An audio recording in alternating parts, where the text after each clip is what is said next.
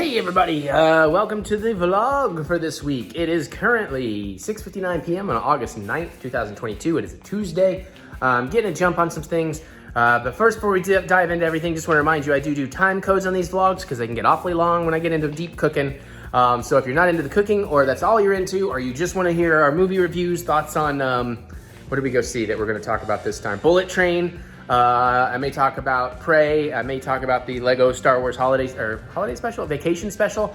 If you want to jump around, basically, I put time codes so you can see little gaps in the red timeline under the video, or go into the description, click see more. You'll see a whole bunch of like blue time code numbers with chapter descriptions. So feel free to jump around or just watch it piecemeal or here, there, or whatever. But I want to throw that out there. We're going to be filming this over Tuesday and Wednesday.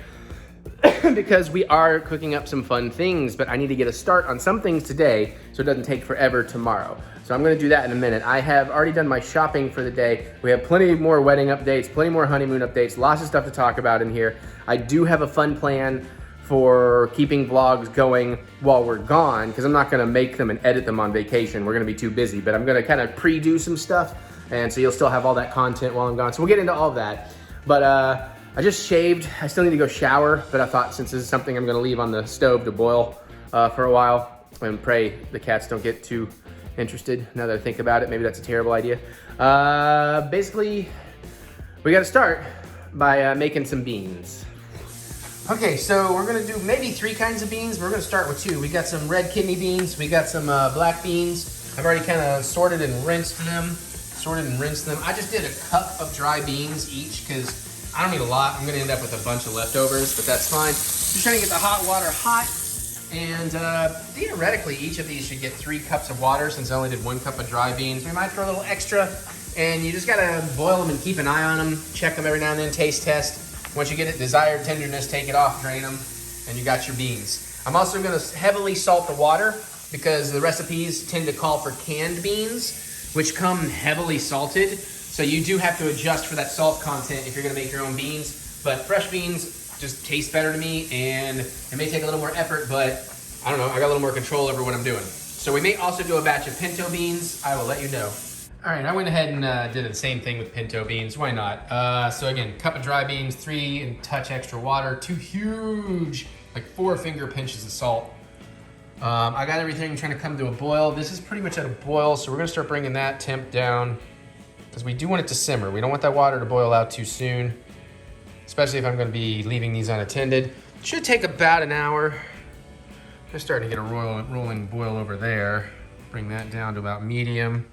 And I just started that one, so I need to go take a shower. I'll update you as I can. Hey, look at me, I showered. Sorry it's noisy over here. We're gonna do one quick thing, so I didn't bring out the fancy pants thing.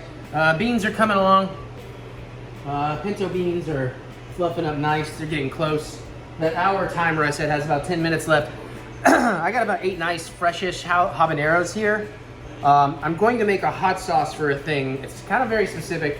This is my own concoction. It should work. I don't know. It's gonna be a very, very simple sauce because this is really gonna be meant more to be a flavor additive to something. So I am gonna want to get this very smooth. So I am gonna try and take out, we're definitely gonna pop the stems, and we're gonna try and take out as much of the seeds as we can. If some of them stay behind, that's fine. But we have plenty of habaneros. It's gonna be plenty hot. I'm really just wanting more of that citrusy flavor that you get from habaneros. That's more what I'm looking for here. So let's see what we can do. I don't know why I'm just spazzing on what I'm supposed to do here. I haven't done this in a minute. There we go. That works. So we just want to clean these up. I'm debating on if I want to use a white vinegar or an apple cider vinegar. Basically, the plan here is to boil these down till soft in a vinegar and like really no other flavor additives. And then once we kind of get that, we'll take the habanero mush and some of the vinegar. We'll see what's left. We're gonna throw that in NutriBullets. It'll blitz it down real fine. And we're gonna add in some like orange juice because we want a sort of citrusy, orangey spiciness is what we're looking for here. That's what I'm going for. So again, this is me completely playing in the kitchen experimenting around to see what I'm doing. And I have no idea if it's gonna work, but I mean, it's not gonna fail. Okay, I need to use wet hand, dry hand here a little bit. I mean, it might fail. And I do have some Simpsons on in the background. I have no idea if that's actually gonna be a problem or not. I mean, I can barely hear it, so probably not. Popped a couple of stems when I was rinsing these off accidentally. This one's getting a little old, but we're still gonna work with it.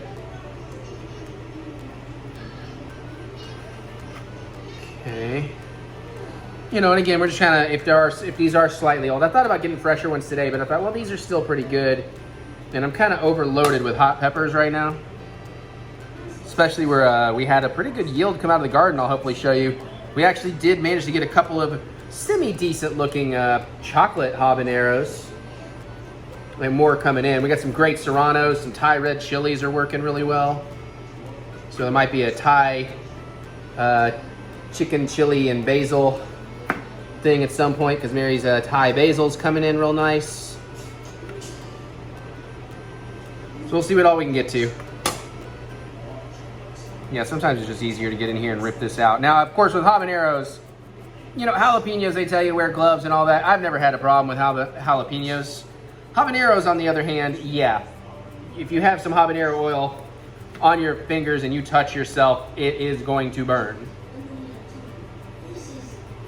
So, you know, just keep that in mind if you're working with these. Obviously not by any means the hottest pepper around, but there's plenty of heat in these puppies if you got good ones.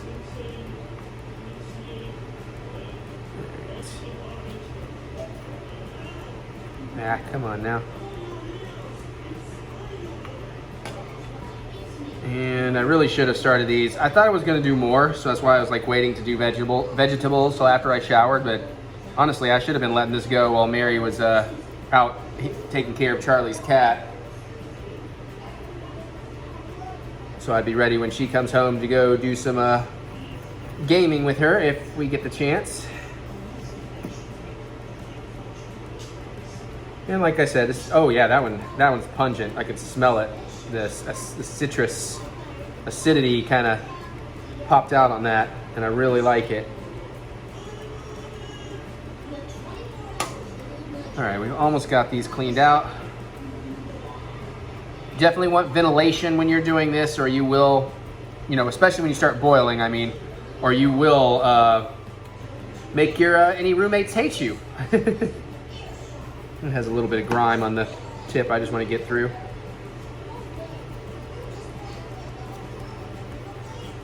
Okay, the rest of this by feeling here. Gotta make sure I wipe the handle of that knife down.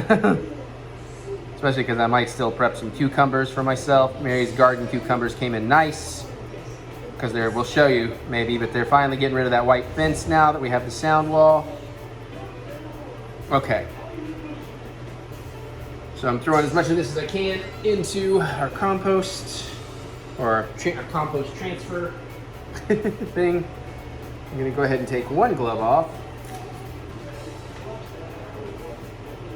and try to clean this knife handle.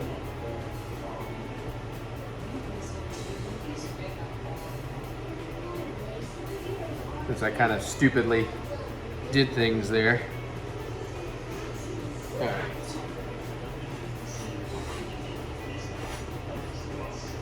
I'm gonna leave that sitting like that so I know what side I worked with. All right.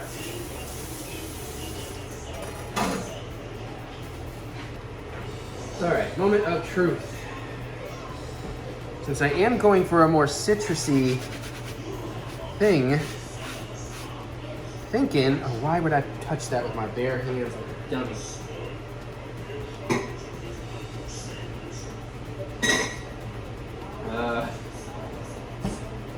All right, I don't know. Should we go apple cider vinegar with this?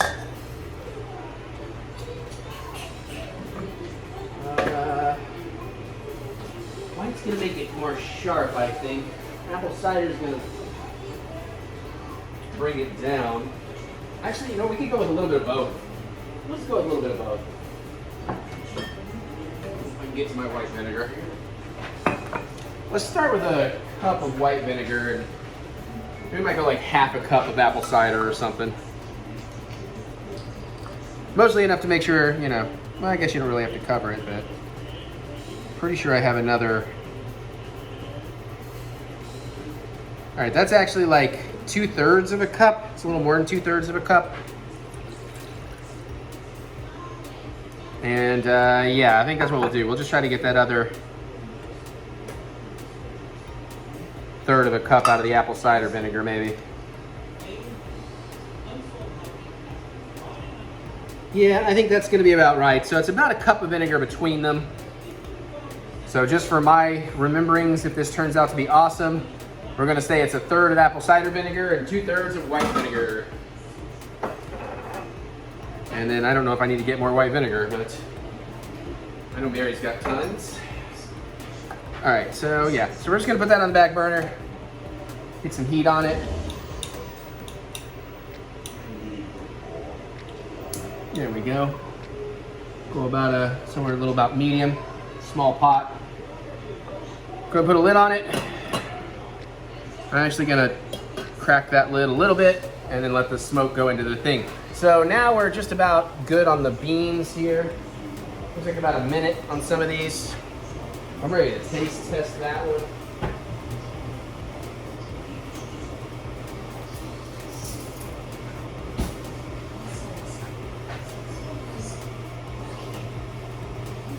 I don't know. Set it on the cutting board. Sorry, I don't have to dirty it. Oh no, that's got a while to go. That's still pretty, what's the word I'm looking for? It's got a lot of bite. It's not mushy enough. Okay, so we definitely want that to cook down more. I think we're gonna put some more water in there as well, but let's try a kidney bean.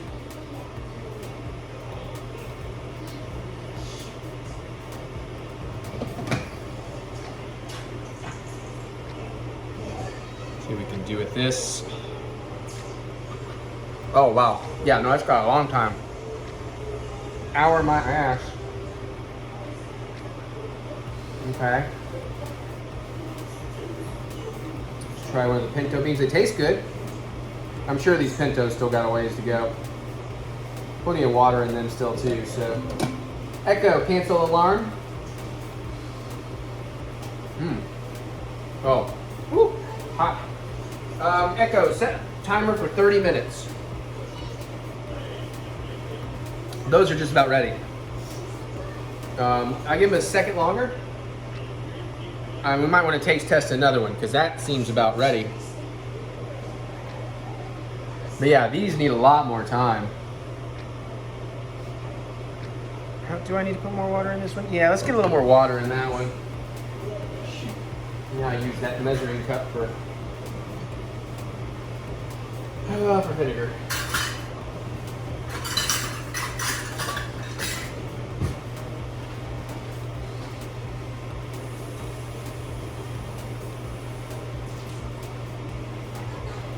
We got like a half a cup of water I'm gonna throw in here. See if that'll do the trick or if we want more. Nah, that was good. Half a cup was good. Plenty of water in there, plenty of water in here. All right, we'll keep that there in case I need it. And that's all I'm gonna do for now. I will come back and show you more in a minute.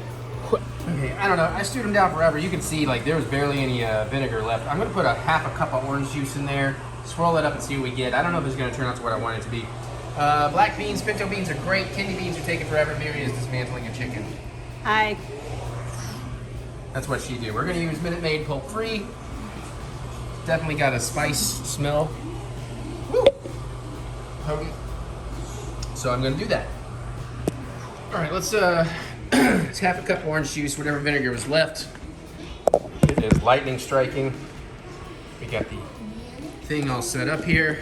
Shouldn't take long. Loud noise, kiddos. I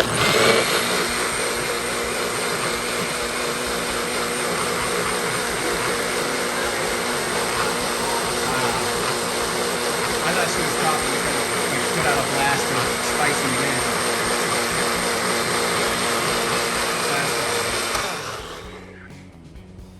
So it's not gonna be very thick. All right, hang on, I'm gonna open it, get a spoon, and turn the camera around. Okay. So, got that. Smells like orange juice. It's got a, you know, texture. Let's get a flavor test.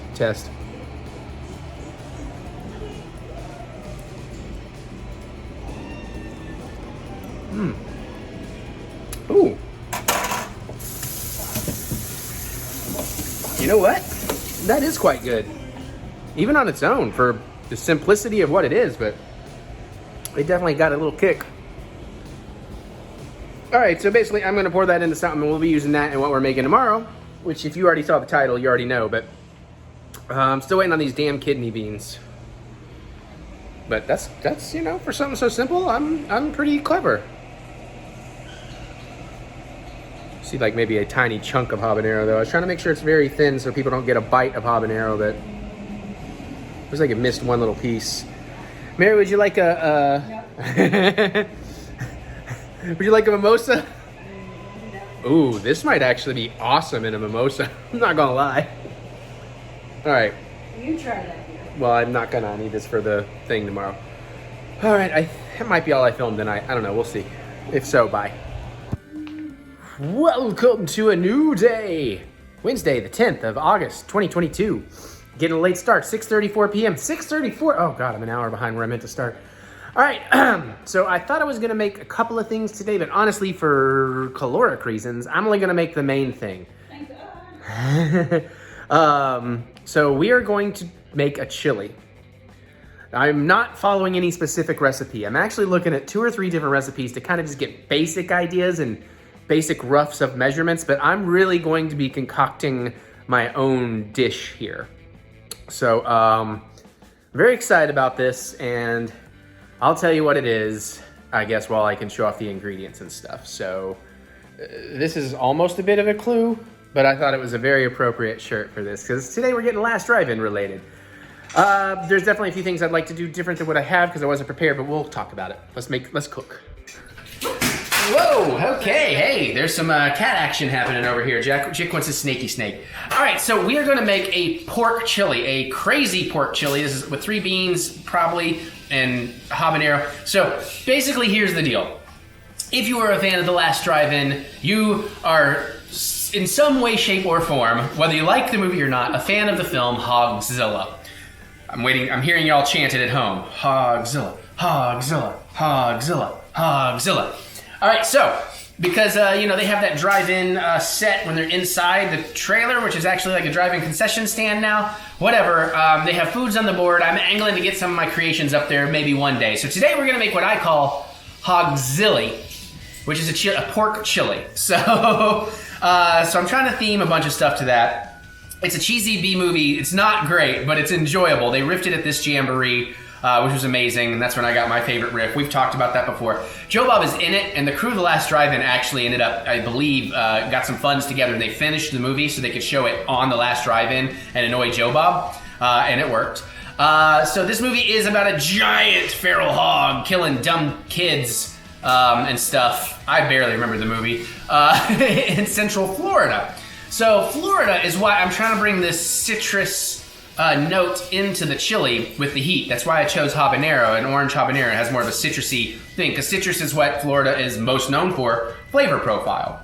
Let's take a look at what are some of the things I'm going to be working with here. So it is going to be a pork chili. So we've got a pound of ground pork, just Kroger. I got some thick cut bacon to put in there, and we got some pork chorizo, because you know I got to do that. So that's our 3 porks. You saw me make the beans, pinto beans, kidney beans, black beans. You saw me make the orange juice habanero puree. I'm only going to use 1 onion, I think. I have chicken broth if I want to use it. Haven't decided. We're going to go with a can of diced tomatoes in here and some tomato paste that I found in the cabinet. I got some paprika, some regular chili powder. A lot of things say chipotle chili powder, but I'm not looking for smoky in this. I'm actually trying to keep it a little bit bright. I got some cumin, some oregano, we got salt, we got pepper. I might use some beer in here. The only lager ale I have is this. Everything else I have in my beer fridge right now is either a dark beer or an Oktoberfest, which is not a profile. If I had thought it through and realized I was going to do beer in this chili, I would have at least bought a Shiner Bock, because I can't get Joe Bob's preferred beer here, the Lone Stars. But Shiner Bock at least would have been Texas. But this is all I have, but it's kind of appropriate because this is what I was drinking at the first Jamboree. As a matter of fact, this is from the first Jamboree, so this beer is over a year old, but being an amber ale, it's probably okay. If not, if we have to switch, we'll switch, maybe. Or I just won't use beer. So like I said, this is gonna be completely my own concoction. Oh, and we got garlic. I forgot to prep some garlic bulbs. Oh no, okay, well, let me start there.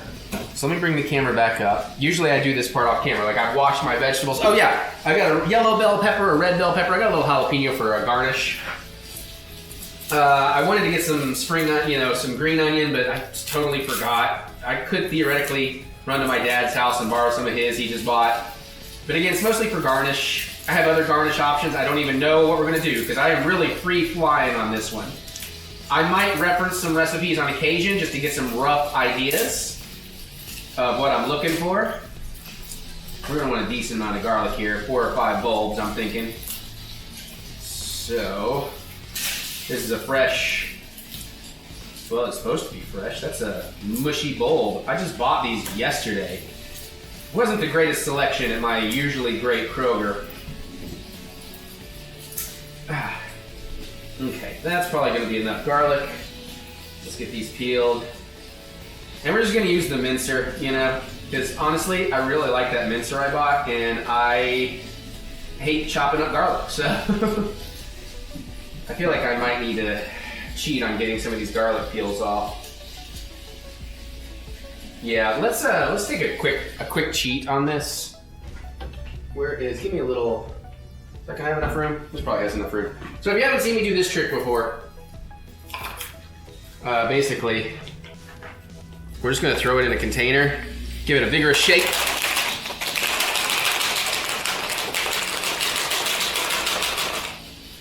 And theoretically, this will start removing papers a little easier. Might not get all of them. This actually didn't seem to do a lot of good. Actually, this barely seemed to do anything. This is just like hard to work with garlic, I guess. Damn. Yeah, Jack's snaky snake, man. He does love that thing. What is going on with his garlic? Oh wait, did I get in? See, this is partially why I tend to do this off camera, because this has got to be boring. Oh my gosh.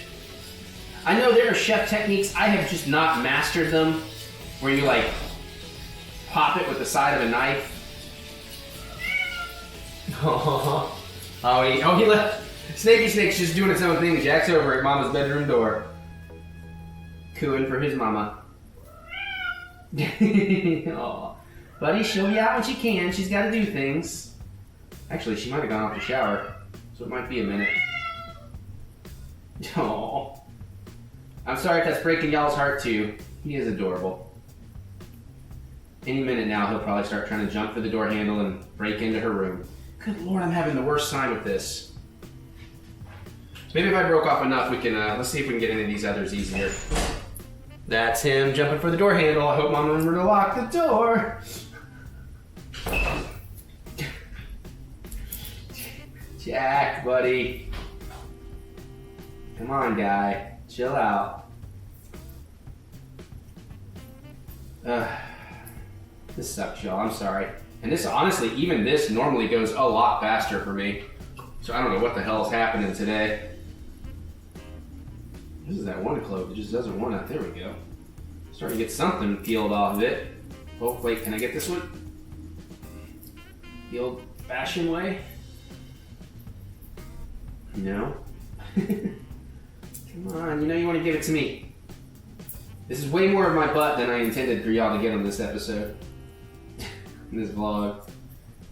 Okay, alright, well hey, we got one undone completely. I usually use a bigger shaking device, so I also wonder if shaking it in this tiny cup is a problem. I just thought it would take a little less room in the dishes later. I'm hoping by getting some of these started, I can just throw them back in there and it'll finish the job with another vigorous shaking. Jack just let himself into my room. Oh, did he actually make it in? Yes. I was telling him that's what sounds they were hearing. I was like, I don't know if Mom remembered to lock the door. Well, please, if I'm about to go shower, I don't like to lock my door because if something happens, I don't want you to have to break in to get to me. Well, that's not a problem. Like these type of household doors have these little like lock picks above the frames to unlock them. What? Okay. I haven't checked that this house still has them all, but that's usually a common thing in these types of houses. You know, like the bedroom doors and stuff. But there's something on the door frame. Yeah, usually above the door frames is where they're kept. I haven't knocked any loose dusting.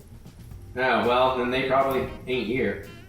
I have never heard of such a thing. No, I've had them in most of the places I've lived. Is that possibly something that's specific to your parents? I can't imagine that it was. Tell us at home. You know what I'm talking about, people? It's so if you accidentally lock yourself out of a room, you can get back in it easily. Yeah, I don't think it'll work on these because there's no hole or anything. Well, then that might be why. Oh, this garlic is just taking forever today. Like I was telling him, I meant to do it off camera. I totally forgot. I just want to start cooking. Oh, hey, we got that one. We got that one completely done. Hey, at least that's three of them done ourselves. So let's see if we can give this another little shake. A shake with these two.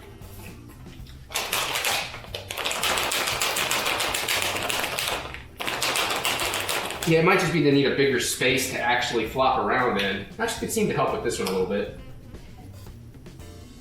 Of course, now it's beating some of the garlic juice out of it and making everything sticky. That's why I don't normally use this method, but yeah, I've bruised it a little bit, but whatever. Don't need to look pretty. Mary does that already for all of us. Okay. Oh. My door does have one. Uh-huh. I never knew about this. You never knew about that. Oh my God, I got to teach you something useful and practical and cool you never knew about. Holy crap. That is amazing. It's also nice to know that I'm not crazy. Okay.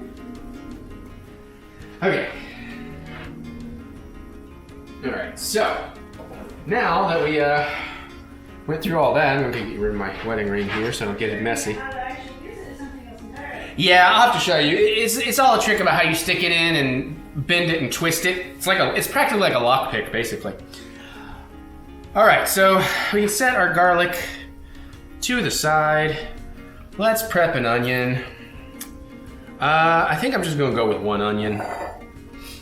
It's supposed to be more of a meaty chili than a veggie chili, so yeah, let's just prep one onion. All right, get my kniff. It desperately needs sharpening. Yeah, sorry. I always have to think. I mean, y'all have been around long enough, you know, I always have to think a little bit about, like, which way am I cutting this? What am I doing? It's like, I want diced, all right. And I gotta remember Mary has the compost bin now. So we wanna get all the papers and stuff in there when we clean them up.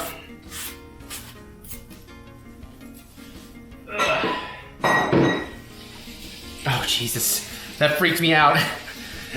Sneaky Snake is motion activated and our floors are just bouncy enough that it's pretty easy to accidentally turn them on. And then he does that for you because he gets stuck on a rug.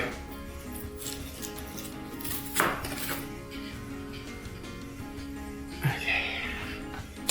All right, gonna peel some layer here. I always like taking a layer of onion off too, just to be safe. That's me, maybe that's not you. Find somewhere clean on the board to set it down for a minute. I don't know, maybe we will break down two. Maybe we should break down two. Let's break down two, right? We came to party.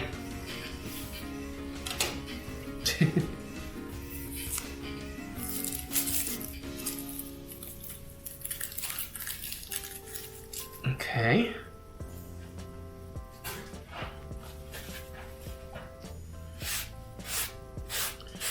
Trying to keep so I get less paper actually on the onions here. All right, yeah, let's just do it. Let's just have a blast. It doesn't have much of a root to it. All right. And as usual, this is just gonna be kind of the thing that takes a little bit of time. But once we get our vegetables prepped, everything else should be pretty easy and go fairly quickly. Except for like just the stew down time. It's a bit thicker of a layer than I meant to take off this one, but it is what it is. Also why I'm kind of glad we're doing a couple. And I have apparently put my face down in it too much. That was supposed to be what I stopped doing, so it helps not sting the eyes so bad. I have a tendency to want to put my face just right down into it, get a better look at what I'm doing. And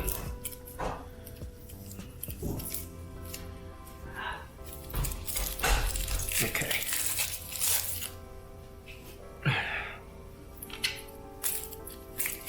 There we go.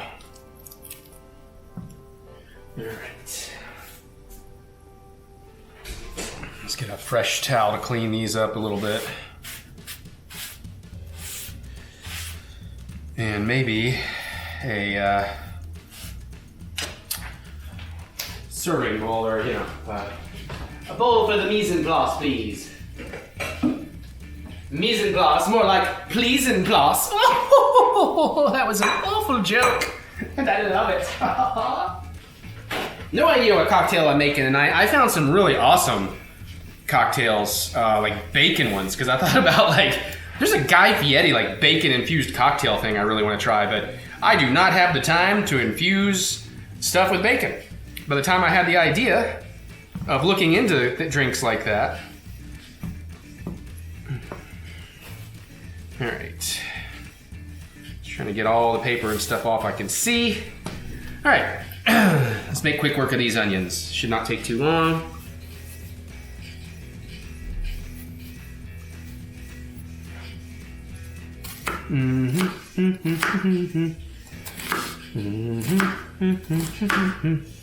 I think most of the boring, bullshitty stuff is done now. It should be, I mean, we still have, you know, to prep some peppers and stuff, but.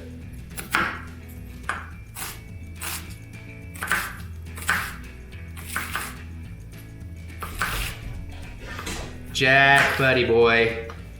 Let your mama shower in peace. Trust me, if anybody wants to get in there right now, it's me. So I know what I'm talking about.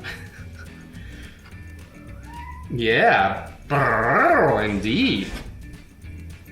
Jack, buddy, honey.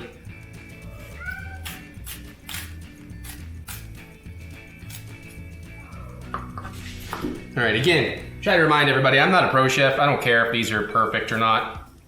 I know it does actually have a scientific difference of, you know, making sure everything cooks at the same speed and all that, but man, it's onion, I don't care.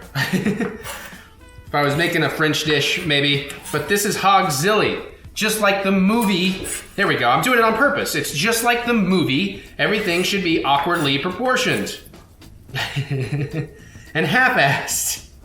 And not professionally done. So, there you go, maybe I should cut these crazier, now that I had that thought.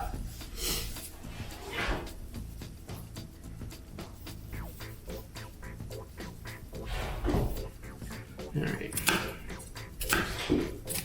Jack, he's just wilding out over there. I'm putting my face down into it again too, aren't I? Yep.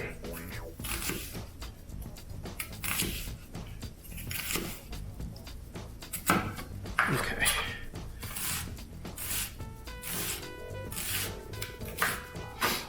All right.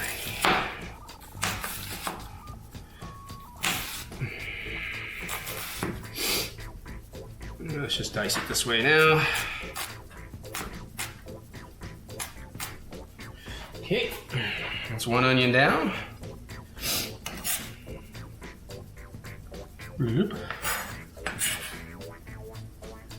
I'm really excited about this chili. I hope it turns out nice. I don't think it'll turn out terrible, but it might not turn out great. This is Hogzilly Take 1. Oh yeah, my eyes are now. Whew. Yep. I gotta step away for a second. Oh yeah. Whew. Oh my God, Mary. I love you, honey, but if you're gonna eat like beets on a white plate, you gotta rinse that plate immediately. At least it's her plate. There we go.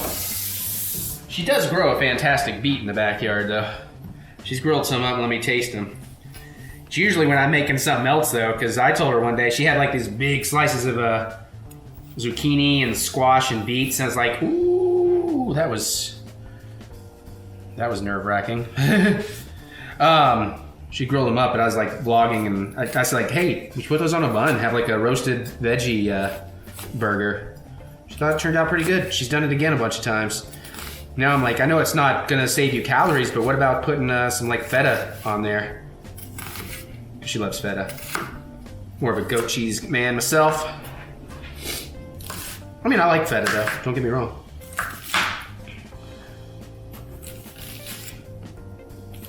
Okay. All right. Oops. Okay.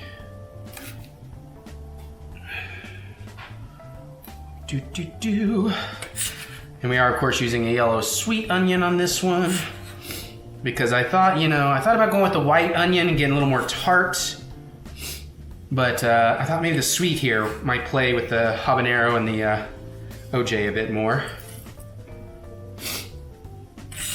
Okay.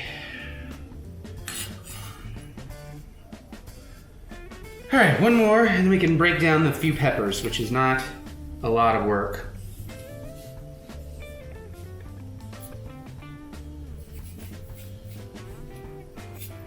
Okay. Extra skin there. Okay. Whistle while you work. And we do have a plan for vlogs for while we're gone. I even have I have a concept of what I'll be cooking, but I'm gonna cook stuff ahead of time. We're watching a lot of movies, like Disney stuff, to get ready for vacation, so I'm not gonna put all those reviews in any given vlog. I'm gonna bank some of those to be in the vacation vlogs. And I'll bank some cocktail making. So basically while we're on vacation, you can still get your Eric Butts vloggy goodness, but I can actually, be on vacation. That's the intent anyways. All right, so finally made it through the onions. Okay, good. I was like, is that not gonna break up? That would have been a pretty substantial chunk.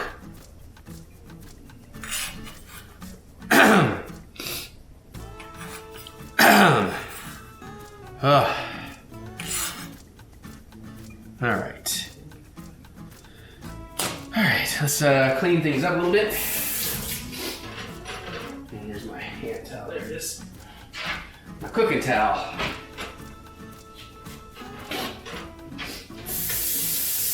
Click the knife off. Set it aside.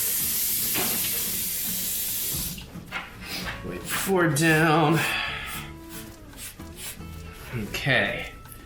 All right, now I'm gonna want to get another board so we can put our peppers in there. Or another bowl. I'll use a smaller bowl. I might want that for chili. Alright. Okay, so we're gonna break down 2 bell peppers and a tiny jalapeno. Okay. Then we'll mix up our wet and our dry ingredients, whatever we need to do. Alright. This is how I like to do them. I used to do them the Gordon Ramsay way, where you take the stem off and set it up, but I find this works much easier for me these days. Mostly we'll keep it in one. Oh, fuck, stem's in my way anyways.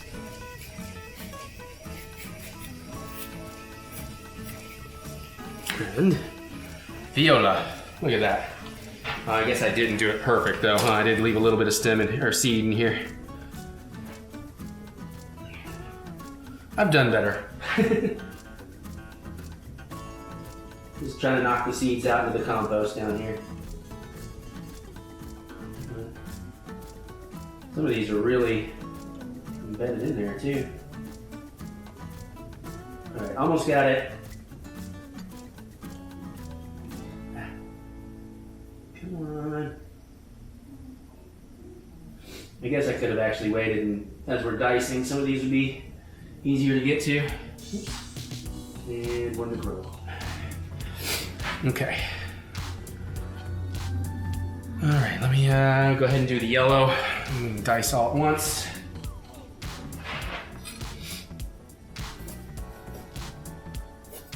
Just the hardest part is getting that first look in there.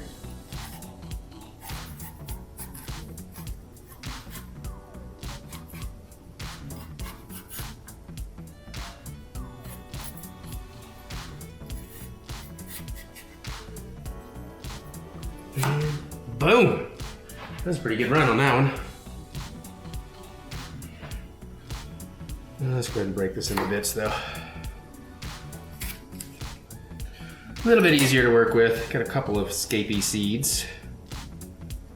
But I don't think this is so much me as much as just what came out in the handling phase. That one's good. And that one's good. Okay. Alright, so we're just gonna break this down to whatever chunk size we think will be nice for the chili. You know, you wanna have a little bit of bite, you wanna know the pepper's in there.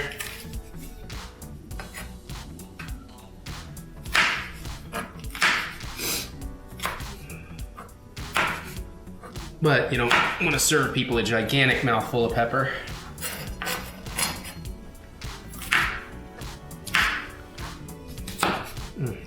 Not my wisest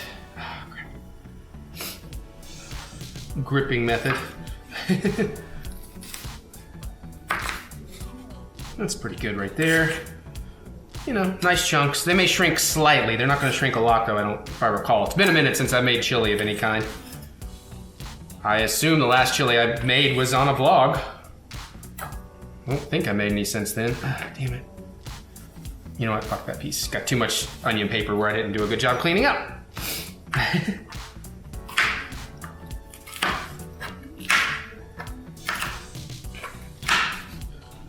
I mean, I could mix this up with the red, but...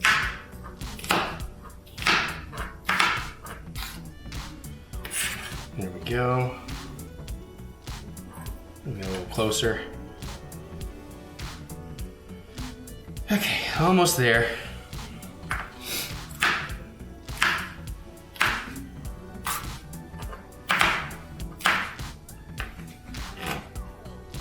Love me some good red pepper, or red bell.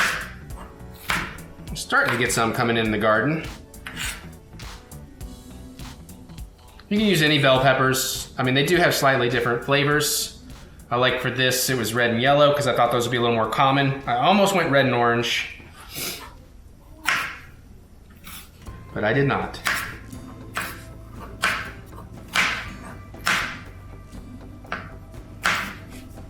Gotta be especially careful when your board starts getting, everything starts getting wet, gets slippery. Just like good old Bon Jovi told us, slippery when wet.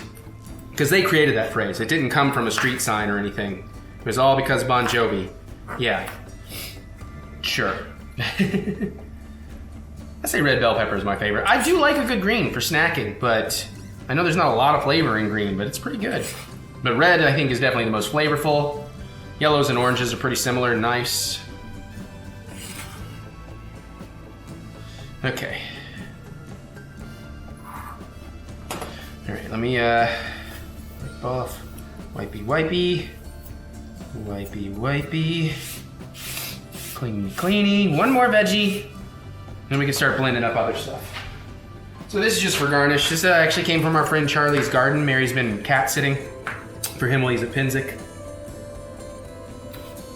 So I have no idea the quality of these. They look really good. And Charlie is a foodie, so he knows what he's doing. we will taste test one of these. Ooh. Oh, yeah, that's got a bite. Oh, that's got a nice bite.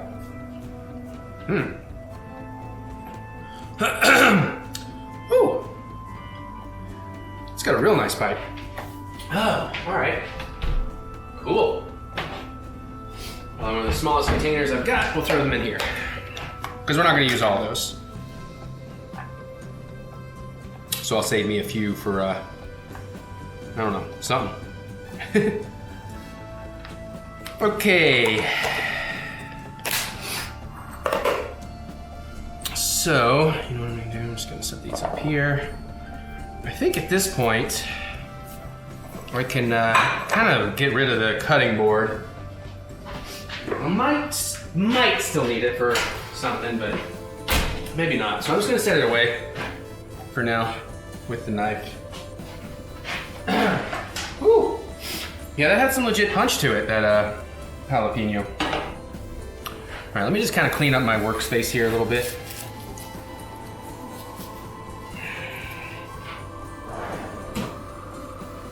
Luckily it is trash day. I always do the vlogs on the busy days. That's not true. Last week I did it on a Tuesday. I thought about doing it on a Tuesday this week, but I just wasn't getting prepared in time. Didn't have my plan all ready in time. Okay. Oh, you know what? We do need to cut that bacon. Shoot.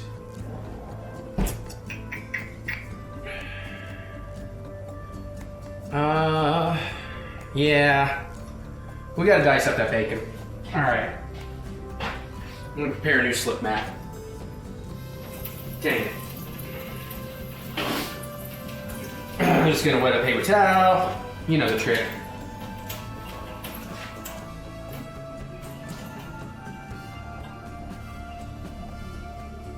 Now, if I was doing this, you can't do all this faster because you could be sweating onions while you're prepping, you know, peppers and stuff like that. But I just, for my own sanity, especially since I'm creating here, want to play this at my own speed.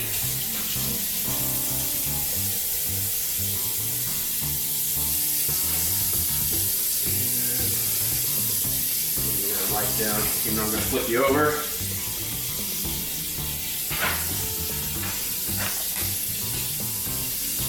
Okay. All right. So now I want to dice up this bacon. You know what? We're going to use all of it. Since I'm handling raw meat, I'm going to put on some gloves. I just prefer working with gloves when I'm working with meat. Maybe. And there's a pear. Put that one back. Okay, what else do I want to do then? Maybe want these for opening it. I'm losing my mind, everybody. Bear with me. Oh, I need something to put it all in. Okay. We're gonna have that much bacon. We'll need another one of these bowls.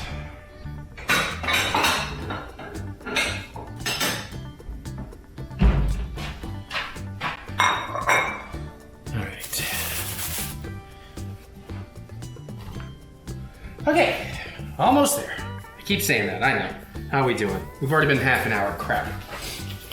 Oh man, it's already drinking time. Actually, I say that in jest, but I might need to get on the drinking here in a minute just to be ready for cocktail hour. All right. So I went with a extra thick cut, center cut bacon. I was in a hurry. I don't know if I probably could have chosen nicer bacon. I did try to get something mostly meaty, but we do want some bacon fat, so I'm not too concerned here.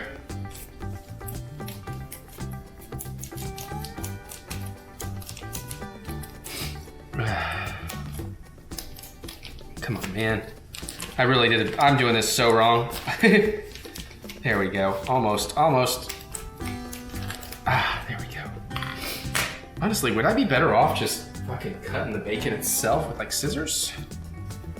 Nah. I get more control with a knife. Yeah, sorry, I normally do a much better job, but I don't normally do it like on a cutting board, so that's just totally threw me off. Okay, good, there's no plastic. I'll use this to, yeah, okay, all right. Because I'm gonna either change this glove or take this glove off. All right, this is not bad. It's pretty fatty though, shoot. Okay, that glove's gotta go. Which is good because my nose is dripping from the jalapeno. All right, I'm just gonna start. Yeah, pieces about like that, probably pretty good.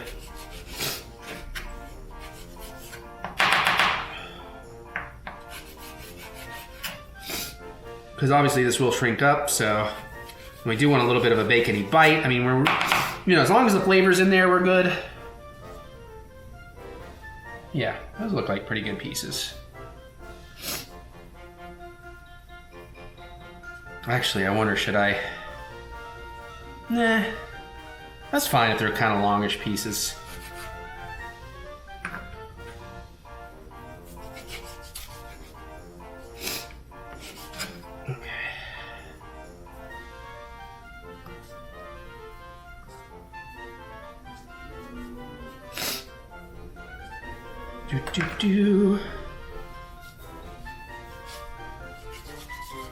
This is where I definitely need a sharper knife.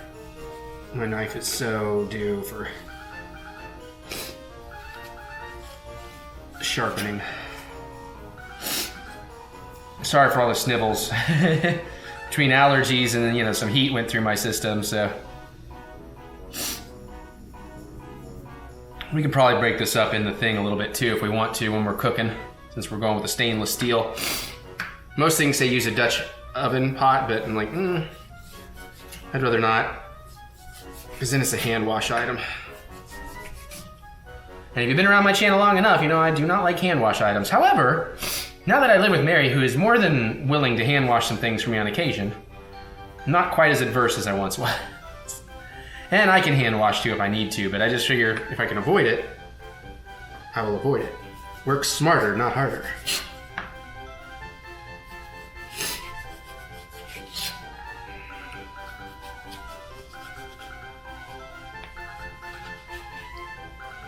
Nice.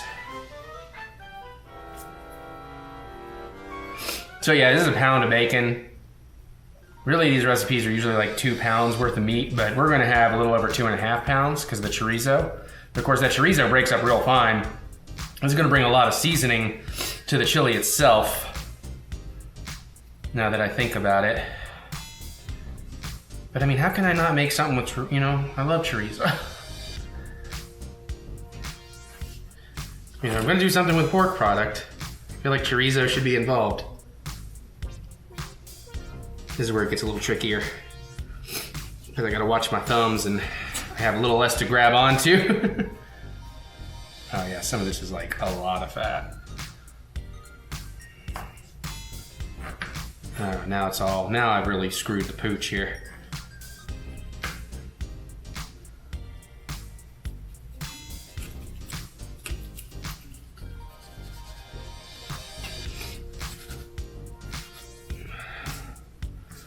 All right, we've almost got it. Just kind of.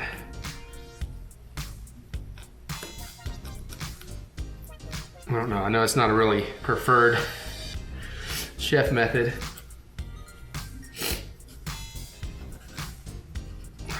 Oh, my dad is calling me. Oh, crap, I know why he's calling me. Shoot. Is it, what time is it? Oh, it's 7:13.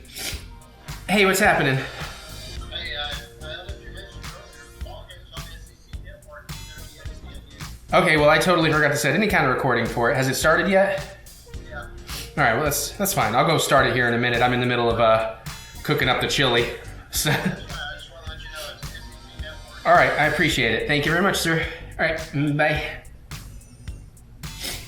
Yeah, my basketball UK Wildcats are not like an official game. They're doing that whole tournament down in the Bahamas or whatever, and I forgot to set a record for it. All right, which means I need to go do that.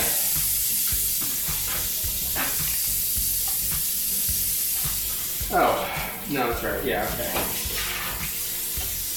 All right, let's hope that cutting board can just live on its own. Use the wet paper towel to clean some stuff up. Dry paper towel to clean some other stuff up. Okay. All right, so, God, this is a lot of prep. All right, I need to go set that up. So I'm gonna hit pause on the recording. I'm gonna go start recording that ball game. Then we're gonna come back and we're gonna mix together our seasoning. And I don't know, I don't really need to pre-mix my wet ingredients because I am gonna go kind of by eye. So let's do that. I'll be right back. All right, it's UK versus Dominica. I'm sure we're gonna be fine. Also my DVR was full. Okay, so anything important and then we'll get back to the cooking. Yeah, okay. So we just need to mix up the spice blend. So let's get a little something to put it all in. And so here's where I'm kind of using some other recipes, but I'm gonna use my own decisions on this. No, that's Disney dining confirmation. Because everybody has it a little bit differently. 3 tablespoons of chili powder, 2 tablespoons of cumin, tablespoon of paprika, tablespoon of oregano, some salt, some black pepper. They do bay leaves. This one's like 3. Okay, everybody's kind of consistently 3 chili powder. There's 1 cumin, some other chili powder. I'm going to, okay, so, I don't know. I'm just gonna fuck around and find out, I think. It's the best way to do it, right? All right, there's a tablespoon, half a tea, there's a tea. You like half a tablespoon or 2? Come on, what are you? No, you're a teaspoon. What are you? You're not a ring, I don't care about you.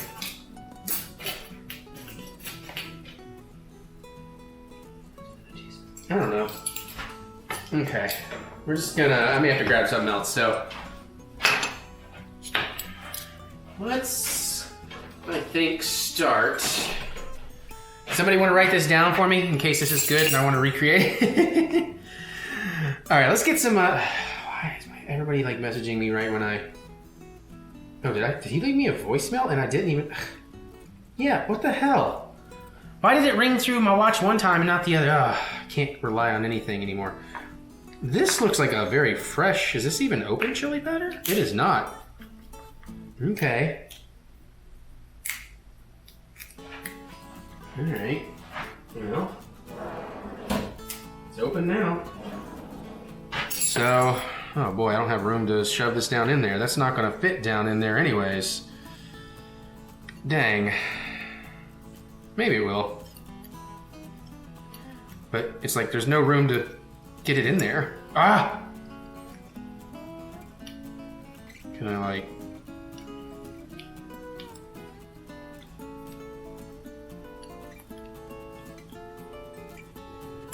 This is kind of a working method.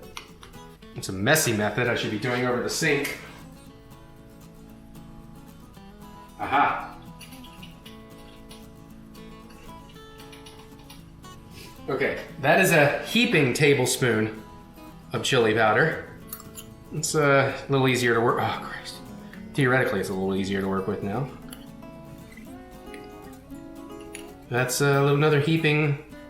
Let's go. Okay. I mean, this is chili. That's kind of 3. Oh my God! I should have got a bigger thing to mix all the spices in. That is a lot of chili powder. But most things seem to use, like, good Lord, I used like half the dang jar. What's supposed to be tablespoons, right? Well, I could still put some of this back in there. Yeah, tablespoons of chili powder, all right. All right, let's do some paprika. Let's do at least a tablespoon of paprika. Kind of wipe this out a little bit. Avoid contamination. This one should be a little easier since it's been used. Yeah, okay. Oh man, that's maybe 2 used. Oh man, this does not want to get in this bottle. Fit in the other one fine. All right, do we have a fucking... Echo. How many teaspoons in a tablespoon? 1 tablespoon is 3 teaspoons. All right, so we'll do this 3 times. That'll make a tablespoon. 1, 2, 3. Oh, Jesus.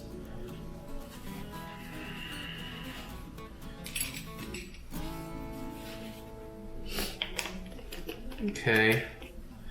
And let's look at a couple of those recipes. Because I still want to get the cumin. So let me do a tablespoon on that one. What's the other one do? Because I want to make sure I kind of mix this up my own way. They don't use cumin? No, they do. They do 2 tablespoons. Tablespoons? I mean, they do 2 tablespoons. I like cumin. Let's put 2 tablespoons. We need 6 teaspoons to make 2 tablespoons. 1. I'm gonna need to switch to a different thing here. 2. 3. Yeah, I definitely gotta switch. 4. Oh, geez. Good thing we have another one of these. 5. These are all heaping, by the way. Yeah, I do have a plan. That one's not heaping. So that should be 2 tablespoons of ground cumin.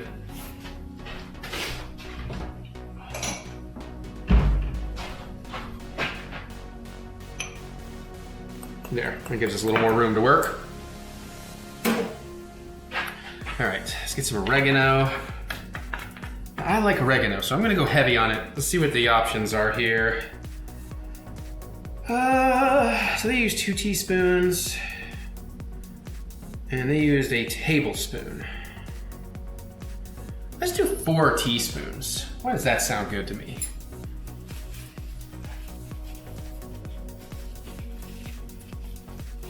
Okay, we're gonna go 4 teaspoons of oregano.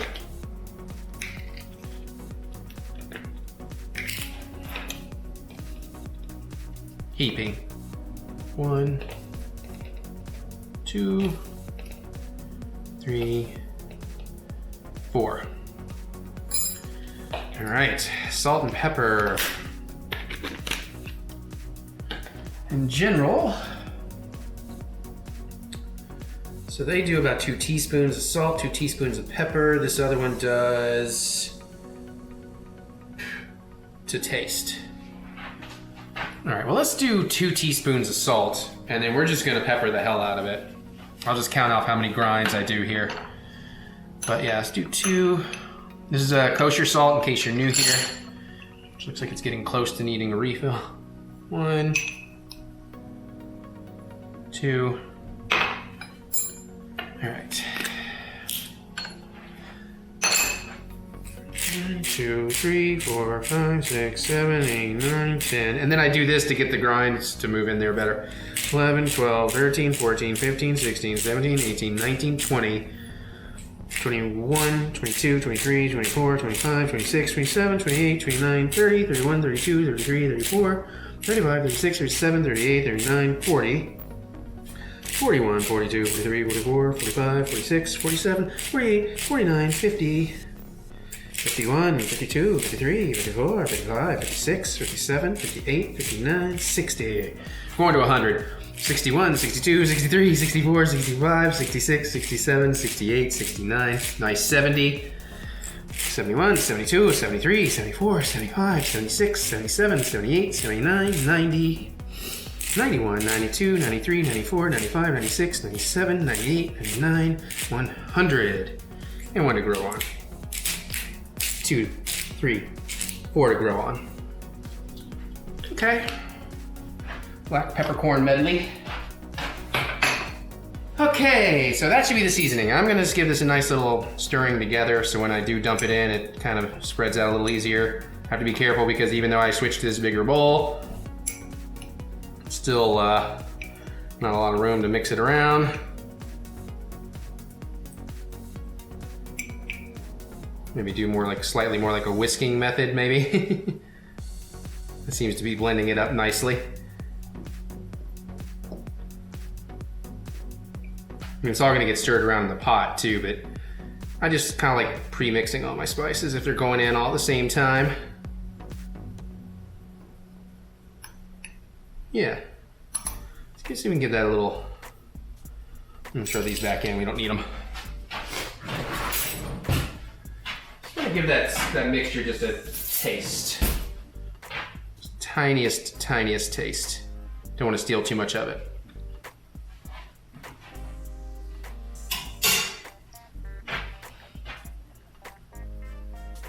That's pretty fucking good. That is pretty fucking good. All right. Right, okay, made that mess. Deal with it later. All right, so the things I want to do, let's go ahead and get this tomato can open so when it's time to pour it. Actually, no. At this point, let's get things cooking. So let's get this pot. We want to get the onions softened.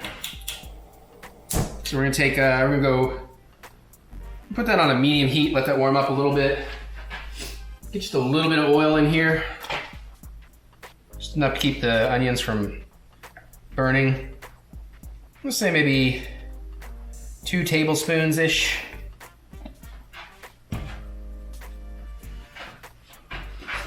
Okay, and I don't have a big metal spoon, do I? Fudge. Well, we'll work with my chopper first. Eventually it'll become more of a spoon deal.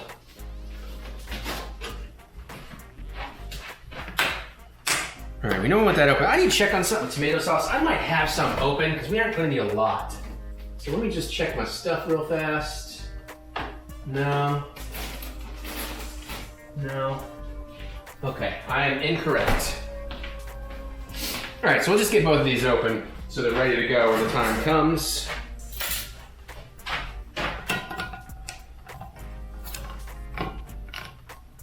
This can opener is not being very good anymore. Or maybe I've just been sucking at it lately.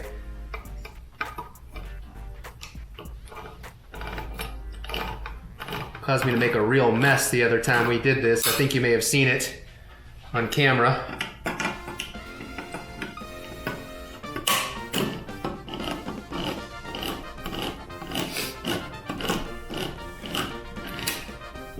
Okay, that's not bad. Lid out.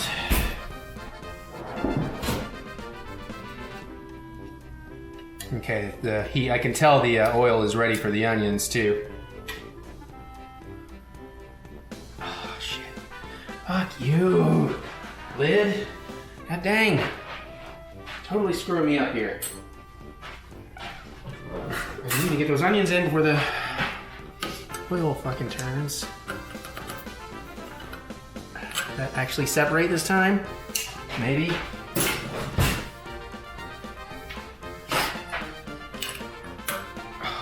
There we go.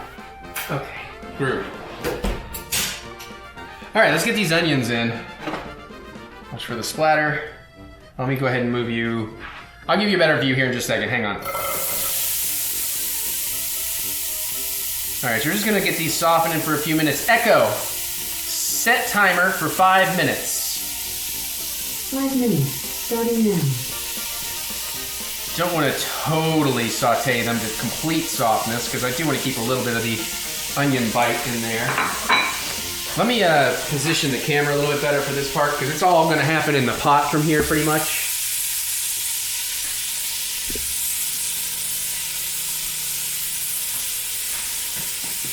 All right, let's move these around, get them coated in the oil, break up some of those clusters.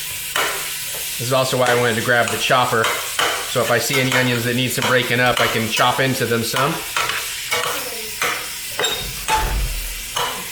Wow, I must have taken my sweet time. Also, Dad was trying to get a hold of me, and I was complaining on the video. I don't know why. Sometimes, like 7:15, it rang to my watch. When he called and left a message at 7:03, it never rang to my watch. Huh. Yeah. Anyways, I got that ball game taping. Oh. That's supposed to start already? No, this is a special like summer tournament. It's kind of a warm up. They go to the Bahamas, I think, or the Dominican, or somewhere like that. Ah, okay. Okay. At least everything is prepped now. From here, it's all pretty much cooking.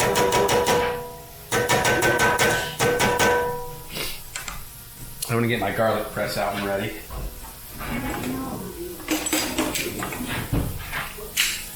Yeah, I really like this garlic press. We're gonna press it right into the pan when the time comes.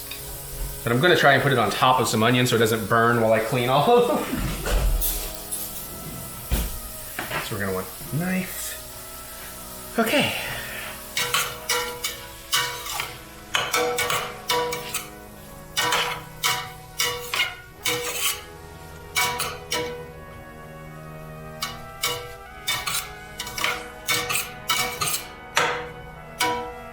Get them flat to the pan when you can. Also still working to chop some of those bits up that I threw in there.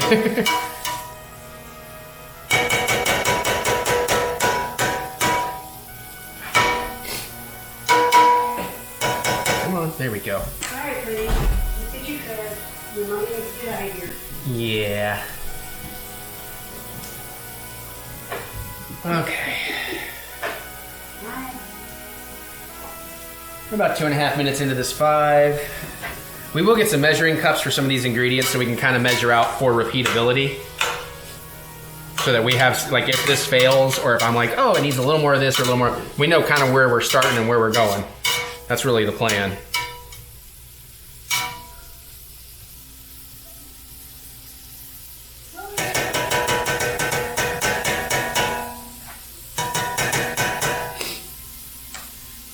So I think once these go in there, we're gonna get the garlic in, then we're gonna get the peppers in, give that a minute or two. Once they soften, we're gonna get the spices in for a minute while it's dry. And then I think we're gonna go bacon, and then we're gonna go ground pork, and then the chorizo at the end. And once we feel like all that's pretty well cooked, we'll then start adding our wet ingredients and our beans. I think that's the way to go about this. Keep in mind, this is the first time I've ever done something like this where I'm just kind of creating. I mean, I've taken people's recipes and tweaked, but I feel like I'm really just making my own concept here, or at least, you know what I'm saying. Those are looking pretty good. That's pretty translucent. I would think this is about time to get some garlic in here. So I'm doing something you wouldn't normally do. And because I don't have my garlic prepped to all come out at once and I don't want it to burn, kind of making a hill for all this to go on. So let's start breaking down, let's start mincing some garlic into here. Is that gonna do it? I have the, yeah, I got it, all right. Yeah. All right.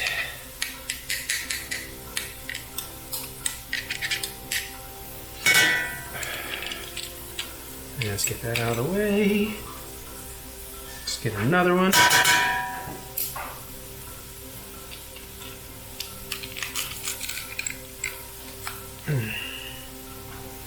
I mean, this does kind of waste some garlic, but honestly, garlic ain't expensive, and this is so much easier than doing it myself. Okay, I'm about to need to. Something was trying to pop in there.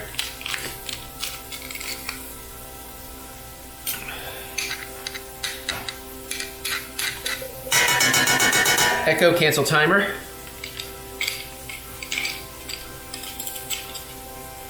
Two more. I wonder if we can get them in one. Let's see if we can get them in one go. Yeah, I think we can. Maybe. Come on. Poops. I just fucked myself, I think. Crap. Okay, cool. Smells good though. That garlic's really coming out. One more. Tiny one. Okay.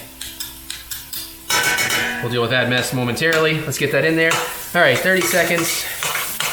Let it kind of round around.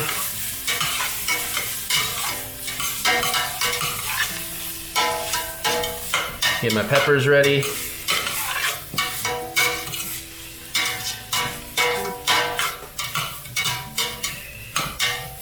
All right, that's good. Here. All right, I love you. Have fun. I'll see you. It's just Panther and then home? I got some stuff in my mind. Oh, that's right. That's right. Okay. Just text me, don't. Echo. Set timer for 5 minutes. I'm sorry, what?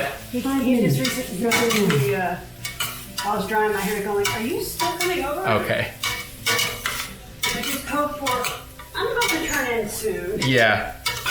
I love you, babe. Love you. Bye. Have fun. All right, we're gonna let those soften just a little bit.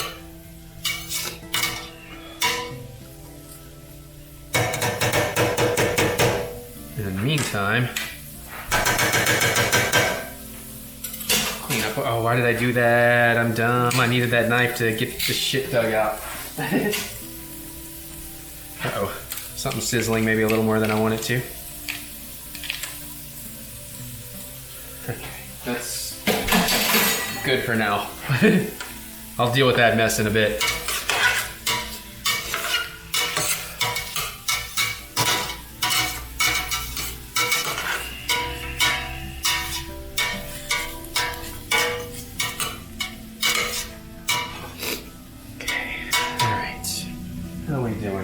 All right, we'll maybe give this about 2 more minutes, hit it with the seasoning, because I guess the peppers and onions will continue to soften a bit while we're cooking the other stuff.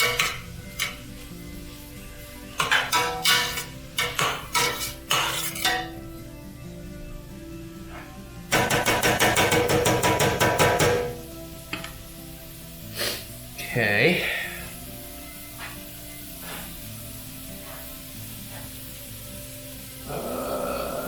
We got 3.5 minutes on that 5. I might have should have put the peppers in a little sooner. I guess they'll stew down a little when we get to the simmer level.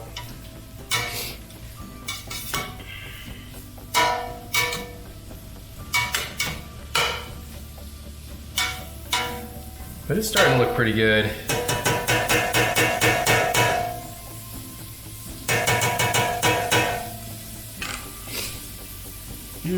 About 1 more minute. Toast off the seasoning a little.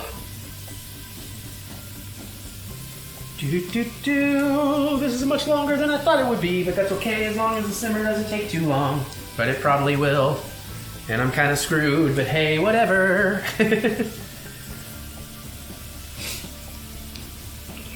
Should have some cool stuff coming up for you in the rest of the vlog. Little Funko unboxing action, hopefully. Some reviews, some Wedding Honeymoon updates. Not as epic as last week's, but there have been more movement. Hopefully we don't cover too much of the same ground because we forgot we already told you. Okay, let's flatten this out a little bit. And let's get the seasoning in. Yeah, it's like been 3 minutes, so keep that on standby in case I need it.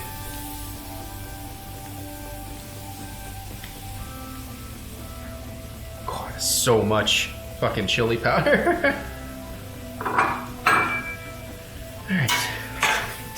Throw that together. Oh, it smells incredible. The way it coats all those veggies. Soaked up the oil real quick.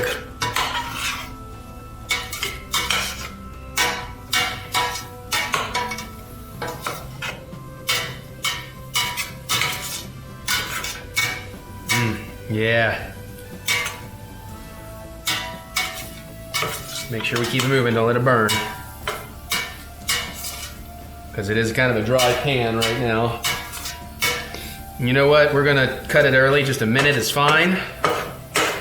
I'm making room to let the bacon take over in the center in hopes that all the fat starts rendering out to the edges.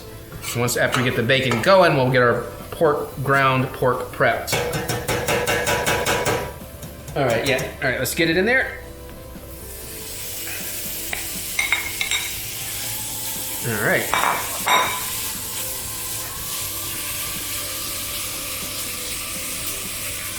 Let that start getting some of the fat rendered a little bit. Get this place a little juicy again.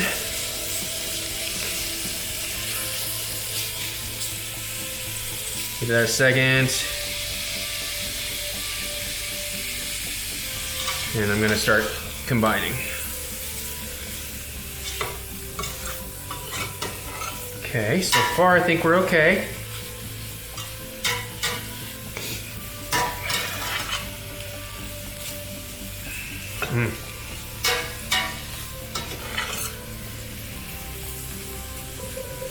Echo, cancel timer.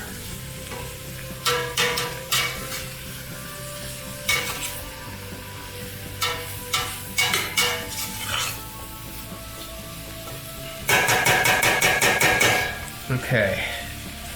Now, again, I'm going to push everything out a little bit to the sides, make some room as best we can. What did I do with my ground pork? Seriously, what the fuck did I do with my ground pork? It's right behind me. Whew. Panic mode. Activate. Okay, I just need to get in here quick, so we're just gonna do it the old-fashioned way. Let's hope I can get to the thing. Oh, there's not a thing. Okay. I don't think. Come on. Oh, come on now. Release from the fucking shit here. There we go. Okay. Get that in there. Start breaking that up. Try to give everything else a little stir here. Nothing burning. Once we kind of get this going, we'll prep the chorizo. Actually, I don't know if we need to prep the chorizo so bad this time. It can go in pieces. Get a little bit of fond happening on the bottom of the pan, that's fine, just as long as you don't let it burn too bad. I'm gonna keep breaking up that ground pork. Which is another reason I'm glad we're using the chopper. This might chop up some of your veggies some more too, but that's okay.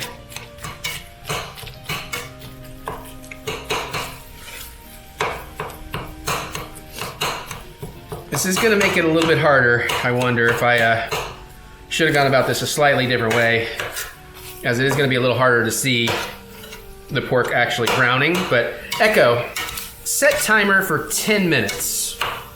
10 minutes, starting now. That should be reasonable. And this isn't like hot dog chili per se, even though it may get used as a hot dog chili, possibly. So we don't need to get it super fine. You do want to have some chunks, some texture.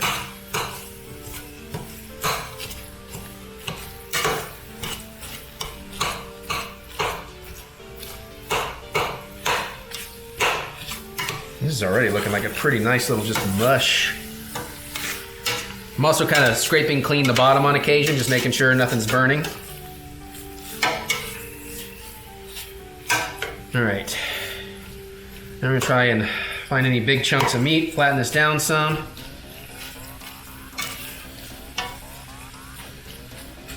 And just let that try and brown a bit. Oh boy, all right. Let's see, that was used for bacon. What am I gonna use? I can just do it over on, yeah, okay. Where's my chorizo? Is that knife clean? Yeah. We're done with this, yep.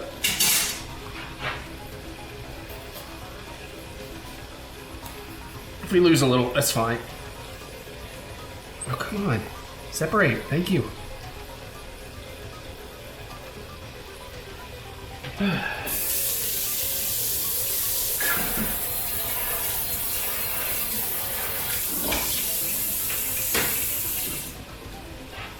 Alright, let's give us another little stir. Oh yeah, you can see like pork fat starting to happen in the bottom, so that's a good sign.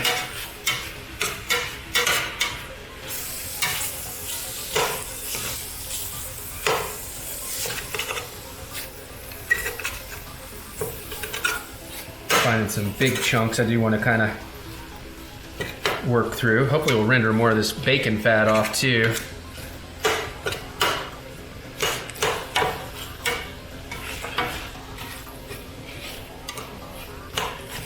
Okay.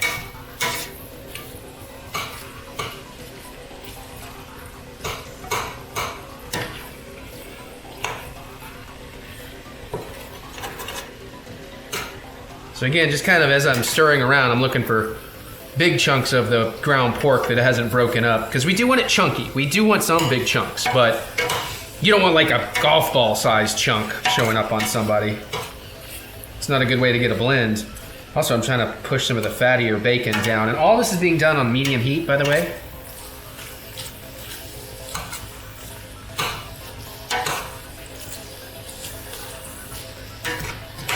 Okay.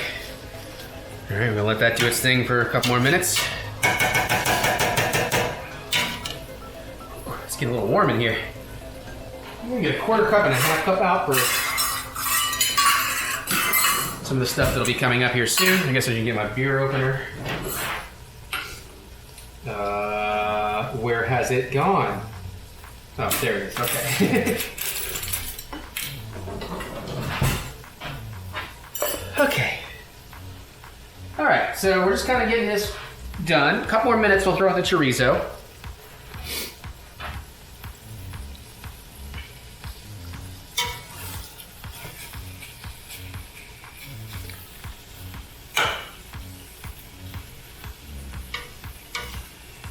Yeah, I probably should have cooked the bacon and then pulled it to reserve and then crumbled it back in at the end. And then we could have cooked in bacon fat to begin with, because I don't think I'm going to get as much of the bacon fat rendered down as I wanted. You know, because it's not getting a lot of pan contact. Which also means it might not get as crispy as I want. All right, well, round 2, I'd probably change that up. So we may be making this again one day. This is the proof of concept batch.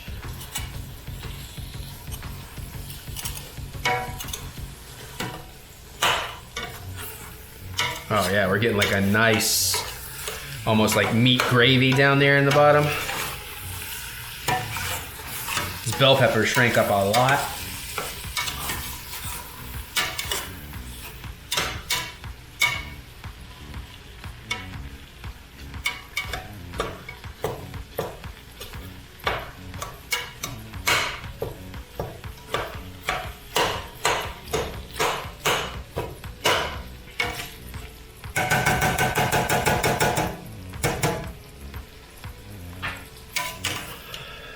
And let's get the chorizo going.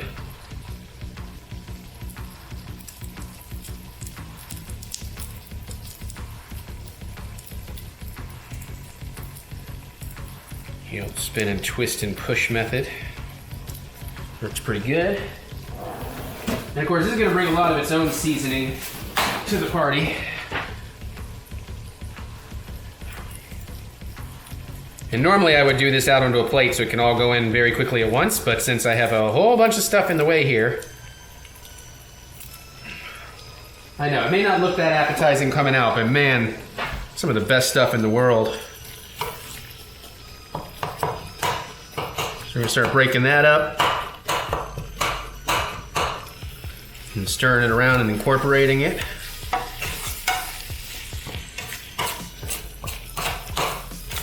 And it won't add a lot of texture, it's gonna add more flavor. It does tend to want to kind of come down into nothingness, depending on how you work with it.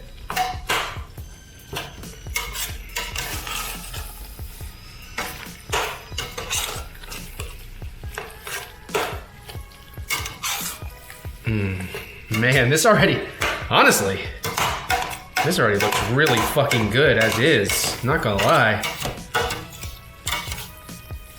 If I thought that chorizo was already cooked, I'd maybe try a spoonful.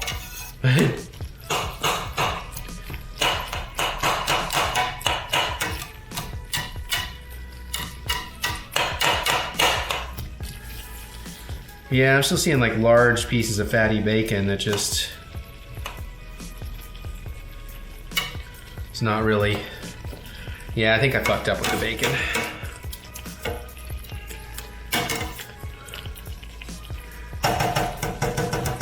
It's gonna need more than the 3 minutes before we get other things going, but we're close to liquid ingredients. I think I'll go kind of light on the tomato sauce. We'll use the whole can of diced tomatoes. Probably I grabbed a half and a third. Probably a quarter cup of tomato sauce. Maybe a half, I don't know. Half a cup of beer, maybe. All right, let's work this around a little bit.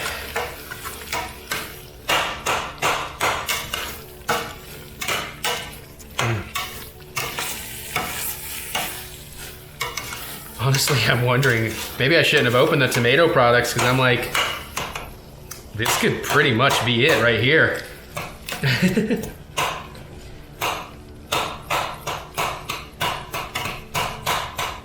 That's why I'm like tempted to go light on some of these other ingredients. I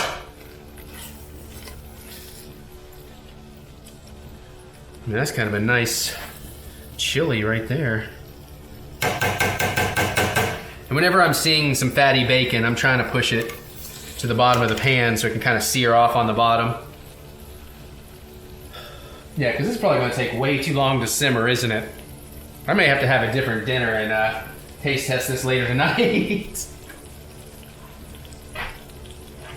Because it's just about 8 o'clock already, and it's probably going to need, with all this liquid, it's probably going to need to simmer for like easy half hour, maybe an hour.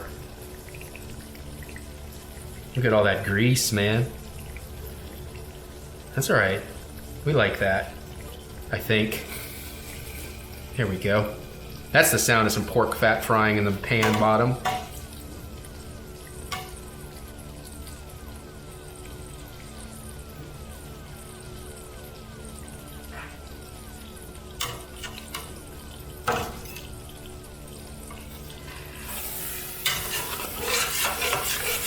Scrape some of that fond out the bottom here. Fond is where the flavor is. Honestly, a lot of the tomato stuff will pick a lot of this up too. Oh, that's a huge chunk of bacon fat. Fuck.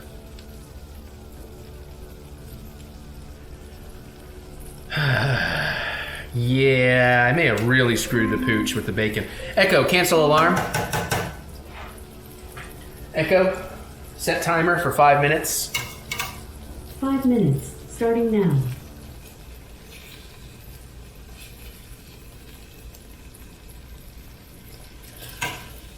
Let me do a research.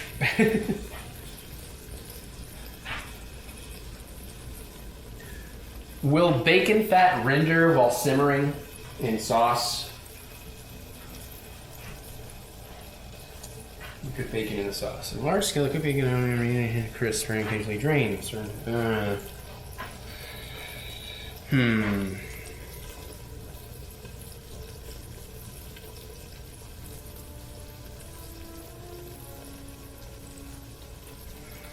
I don't know, man.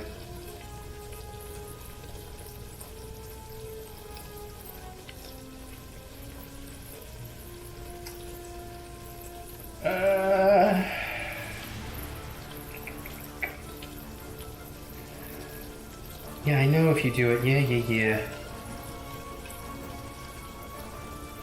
Yeah, I might have been better off actually cooking the bacon like in the oven and then just using the rendered fat to use instead of oil. And then breaking up the crisp strips. So that's probably what I would do next time. Let that bake while I'm prepping all the onions and peppers and all that. I could bake in the oven pretty easy.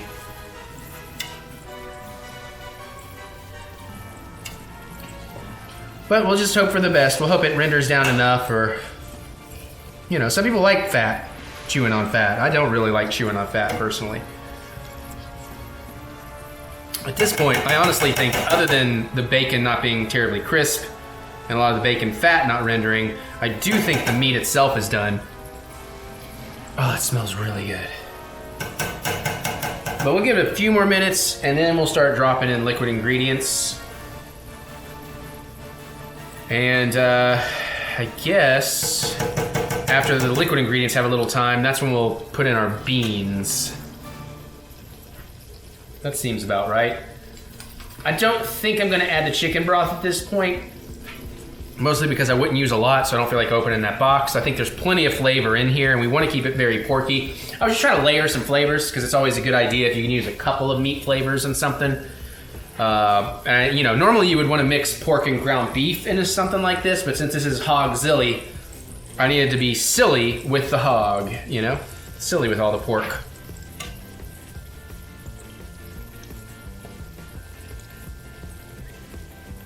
Yeah, look at all that flavor.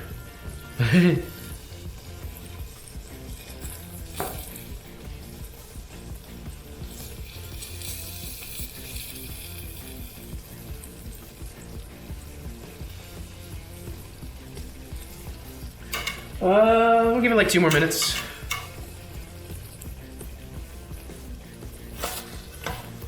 Found a chunk for breaking it. I mean, it's gonna have some texture, so there's that. Oh, we got some fondue building. Let's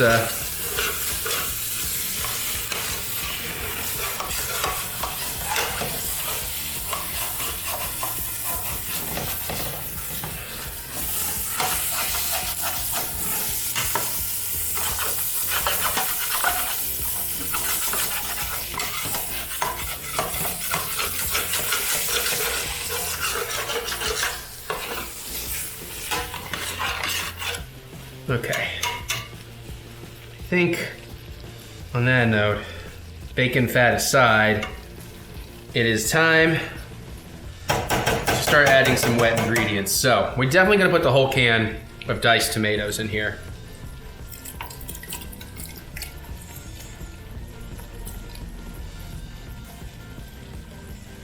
All right, let's give that a little mix in just to see what that does to everything. Kind of scraping the bottom fond while we can.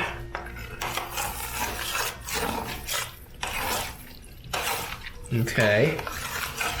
Ooh, it smells really good. All right, we definitely want to get a little more tomato product in there, so let's go start with a 1/4 cup.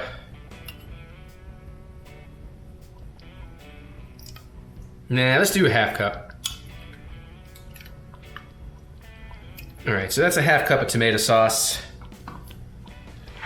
Stir that around.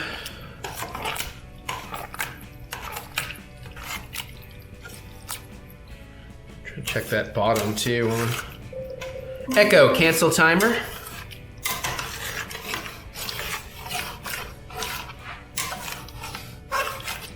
All right. Let's definitely put some beer in there.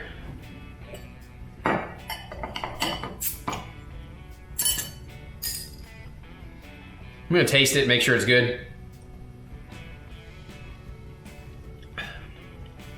Yeah, for science, that's fine. Let's do at least 1/2 cup.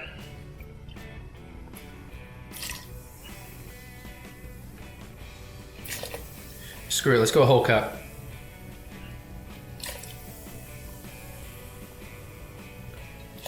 All right, so that was a whole cup of beer. Mix that in.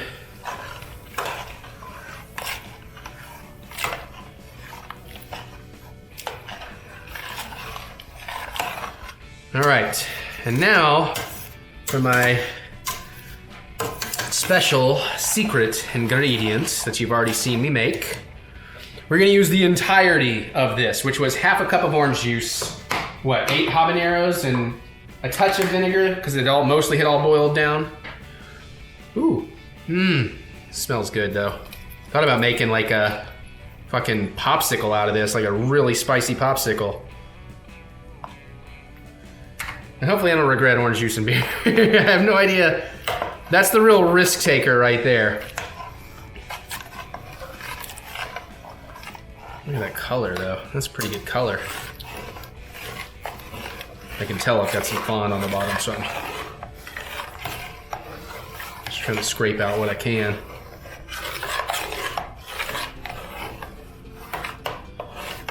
Okay. I think I'm gonna skip the chicken broth.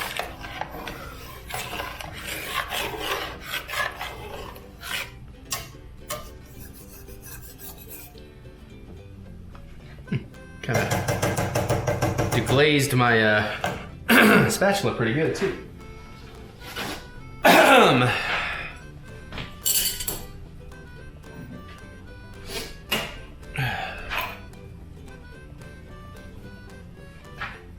Myself a new spoon rest. Okay, we want to get that back up and boiling, so I'm going to leave it on medium. Set that aside. This can get cleaned up.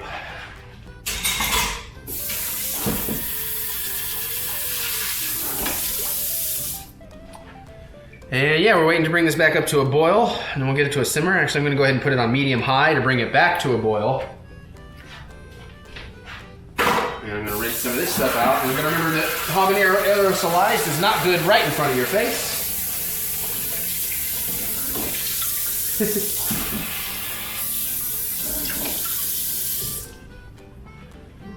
Okay.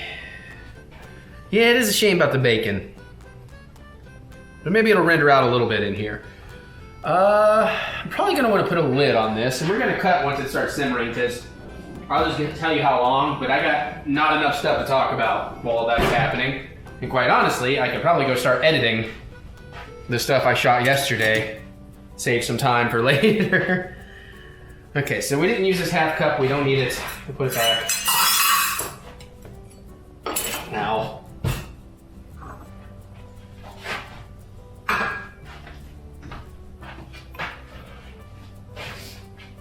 We'll measure out beans when we get to that stage, but the beans are well cooked, so it's really mostly warming them up.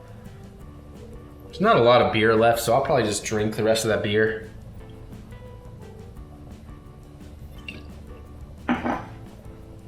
And for my own fun, I'm gonna take a picture of where I'm at.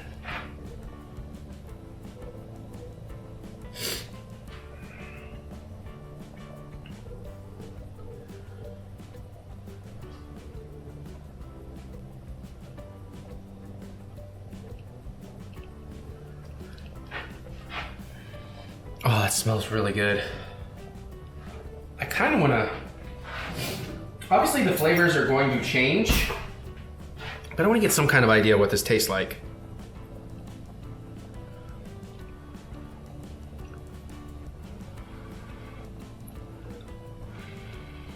You know, so I can season now. Mmm. Mmm. Oh, damn. Whew. Habanero ain't playing around. It's definitely there. Honestly, that's pretty good. I was thinking maybe I could use a pinch of salt, but it's gonna get some extra salt from those beans because we made them pretty salty. So yeah, as it boils down, you know, simmers out a lot of the liquid, I think it's gonna really condense the flavors and pack a pretty tasty punch, hopefully. So then I gotta think about how I'm gonna serve it, you know, how I wanna do my presentation. I have some fun ideas, but I don't know if I can, I don't know. Yeah, I could do that. Yeah.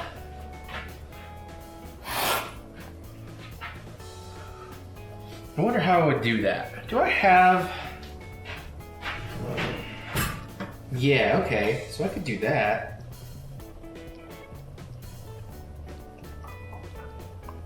I don't want to spoil what I'm thinking, so that's why I don't want to think out loud for you. But I have an idea or two. I might need to cook up a sausage. I need a piece of a sausage for a plate idea I have.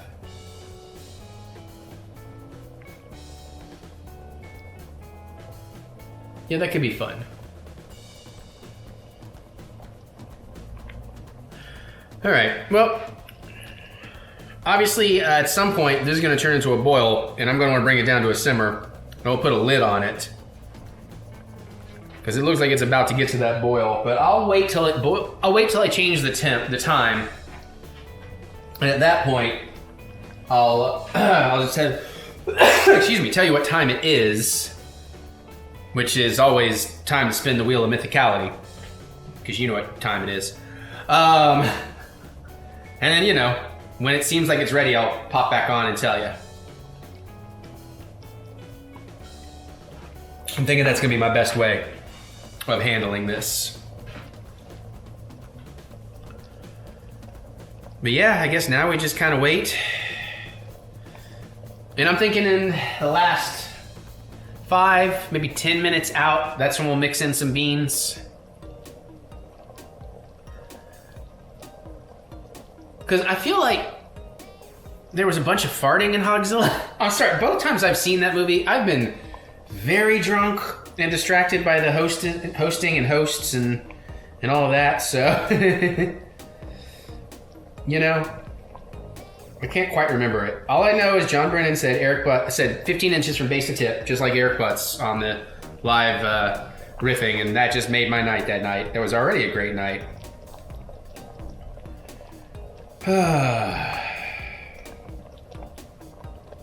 Cool. Yeah, we got a Monster Movie Happy Hour dropped their Jamboree, Joe Bob's Jamboree 2022 podcast. We're gonna check that out. I haven't listened to it yet. I'm excited to. I might be on it. They couldn't use everything, so I don't know if I made it, but it should be a good time if you want to hear them recount. They were the ones that actually brought a portable bar and were making cocktails for everybody, which is just awesome. So, you know, that's how Mutant Fam rolls, you know what I'm saying?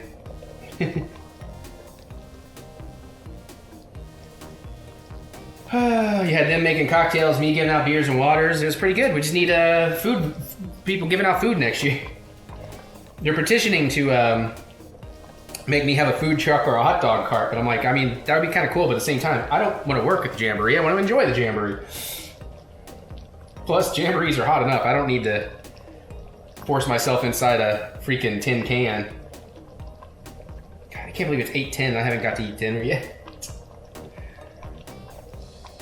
I'm glad I decided not to also make the other thing tonight. Oh. Jack's chasing Itty Bit again. Jack just wants Itty Bit to play with him, and Itty Bit doesn't like to play. Jack, you know Itty Bit doesn't like to play like that, buddy. You know, I'm gonna call that a simmer. Even though it's on medium high, I'm just gonna let it keep going like that. So I may take the heat down at some point. That's gonna be up to your discretion if you try to make this yourself. But let's just tilt lid this puppy. And then you know what? I will take it down a little bit. Back to just over medium. And there we go. So I'm gonna wait till it turns a number so I can tell you exactly. It's gonna be 8:12 when I say now. Okay, it'll be 8:12 when I say now, which could be a minute. I'm not sure. It's currently 8:11, but when I say now, it'll be 8:12. When I say that the last time, I should say. And I feel like it's coming. I feel like it's coming. Nope, not yet. Not yet. Can't be much longer now. Oh, I did. That's not me saying it. Hold on.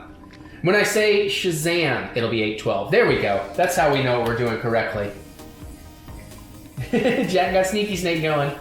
So wait for it. It's bound to be any second. Come on. Shazbot. See, that's not it. It's not now. And I'm definitely going to take that down a touch. 8:12, Shazam! All right, let's kick that down to medium. And I'll be back and let you know how long it takes to simmer.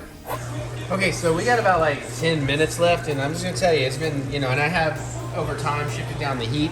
And as you can see, it's still very liquidy, which is kind of sad. I mean, like, that part looks really good. That's what I was looking for, but not so much of this liquid. And I mean, I want to eat. So I think what we're going to do, and I've also stirred it a few times and been making sure to scrape up some of the fond that's forming where, like, the meat and veggies sink to the bottom under the liquid. So, you know, about every 10 or 15 minutes, you may want to go in there with something and scrape it down just to be sure. It smells really good, and like that looks good, but as you'll see, you know, all the liquid comes to the top. Come on, tomato thing. So what I'm gonna do, and I'll have to just tell you how much in a minute because I've already taken down the camera stuff. I'm gonna get that with a knife in a second. I'm gonna go ahead and put in some beans, and I'll tell you how much, and I'm gonna smash a bunch up against the side so all that starchiness will go in there and hopefully become a thickening agent. And I'll give you what measurements I do. Like I said, it's 9:02 p.m. right now. There's still about 10 minutes on that initial hour timer, but let me try this. Okay, that may have done the trick, because I'll tell you my ratios in a second, but look at how it is now. Still a little soupy, but I mean, that's looking way more. So I did it in half-cup intervals, but I took a half cup of each bean and smashed each one in a little bit, chopped it in, stirred it through, and then I did another half cup. So basically we have smashed a cup of each type of bean, smashed and chopped. You know, we're still gonna put some more beans in here, and we might give them a little smash it too, because I didn't get all the beans. You can see there's still plenty of whole beans happening in there. So I'm thinking one more half cup of beans each. There's literally a minute left on that original hour-long countdown, but let me put another minute. Let me put another thing in, and we might let it run an extra 5 minutes, and I will give you that update. Okay, after that extra 5 minutes, I think we have it. It simmered some, but I mean, look at this. That is what we're looking for. It's got a little bit of juice, you know. You want a little bit of liquid in there, but nothing too crazy. You know, it's definitely meaty and chunky, beany. I hope it tastes good. I have a few things I want to do a little bit of a plating surprise. So honestly, I'm not going to show you. I'm just going to show you what it looks like, and then I'll tell you what I did in case this works. We'll see. So, ladies and gentlemen, I believe this is attempt number 1 at Hogzilla, the Hogzilla themed chili, in honor of The Last Drive-In with Joe Bob Briggs and Darcy the Mail Girl and the Mutant Fam. Woo! Actually, let me do this part. So here we have a thing of Hogzilla, pork rinds and all. That is the beer braised hot dog. It should be like a sausage. Sour cream, jalapeno eyes, some stale ass pork rinds, but the meaty, delicious chili. I already took my photos. Mary's here to film as I taste it. We can go back over there. I just needed this solid background for getting that photo. Okay, putties. Hi, putties. And then I'll also run you through how I dress this real quick in just a second. Okay, so first things first, let's try just some of this chili. Little bean, little meat.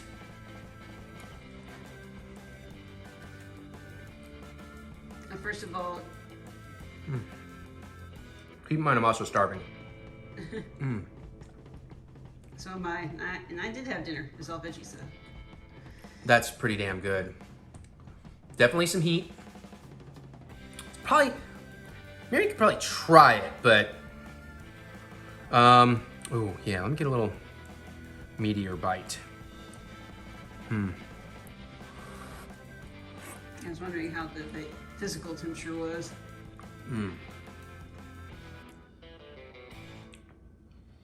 Okay, that is pretty damn awesome. That is pretty damn awesome. Now, did you go with a mild or spicy chorizo? Mild, whatever. I don't think they offer that in mild or spicy. Oh. The heat is definitely there. I think that, and the citrus. Am I getting it? I feel like I'm getting it, but I don't know if I'm getting it because I know it's there, or because it's actually there. Okay. And that was one of the fatty pieces of bacon. That is one thing I learned while you were gone. I kind of screwed up, but there's going to be chunks of kind of fatty bacon in there. I need to do that differently next time, but would you like to try this? Sure. I would not go for a huge bite, but I really like that. That's really tasty. Is this a piece of chorizo? Nice piece. It's all mixed through. Chorizo, ground pork, bacon. That red thing there is a bell pepper. Yeah. Got some black bean in there. I smushed some beans so it would thicken.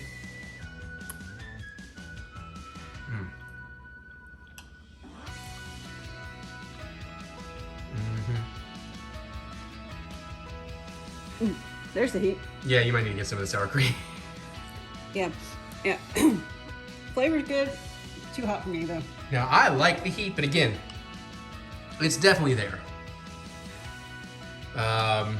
So to do the sour cream eyes, very quickly use this tiny biscuit cutter and like set it on a plate and like mushed a whole bunch of sour cream. And then I kind of had to slide the spoon under it to lift it and put it over. That is one of the beer braised hot dogs. I just cut it to the right size, 2 little beans for snout. And these are a little bit stale pork rinds, but I thought, why not put pork rinds in there to make Hogzilla? And I honestly think this is really adorable and really cute, and then you get a massacre. The whole time is basically you fighting the Hogzilly. But there you go. I think this is actually a success. I think the bacon might be the only thing, and I would change that out. And I actually am inspired by the pork rinds because we were going to do a tortilla chip thing, but I think the pork rinds make more sense because we get that one extra layer of pork. So I need to eat this so Mary and I can do the rest of the vlog so that we can, you know, maybe watch some shows. You know, we'll see. So I'm going to eat. Thank you, everybody. We'll be back. Weekend wedding update, honeymoon update. Hi, and lunch making. Yeah, Mary's doing stuff too, so I'm going to kind of follow her around. But let's see, wedding update. I think we're up to, I just had another two RSVPs, so I think we're up to about 40, 41 RSVPs so far. Still a decent chunk pending.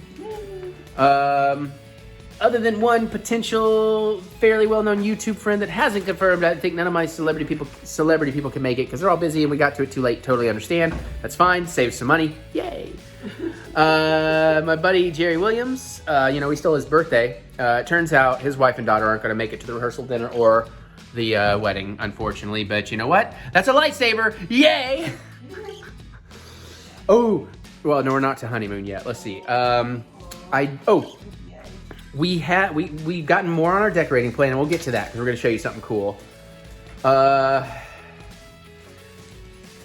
We had one issue. We're sort of resolving it. I didn't realize it had been discussed, but where we invited a couple and didn't give them a +1, but then the husband was going to come with their daughter and not the wife, and then it's like, so the wife said she wasn't coming, but the husband was coming, but then it's like, oh, but there's no place for the daughter to be RSVP'd, or so we're figuring that out. Which, again, it had been discussed, so in that case, totally fine. But what do you think? If somebody did that without asking, is that okay? Because, like, I mean, I guess it's okay. Like, if you give somebody a random +1, then they can bring whoever they want. But if you invite a specific couple and they change one of them to be somebody else, I guess it's okay. I don't really know where I land on that. So I'm just throwing that thought out there. I feel like it kind of will ultimately depend on who that +1 is. Yeah, there is that a little bit. Because if you're expecting 2 people and 2 people show up, it kind of washes out in certain ways. But Yeah.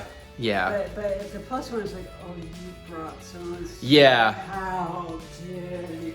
Yeah, there's only one person on my side that I'm worried about. A certain other person would decide the +1, and I'm like, bro, that's not happening.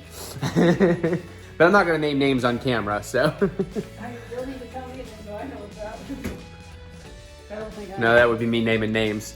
Off camera. Yeah, no, I know. I thought I could tell you, but I was like, no, maybe I can't. Let's see. Okay, so I am starting to look into tuxes. I'm starting to figure out, we've got more photos to put on the website for the FAQ.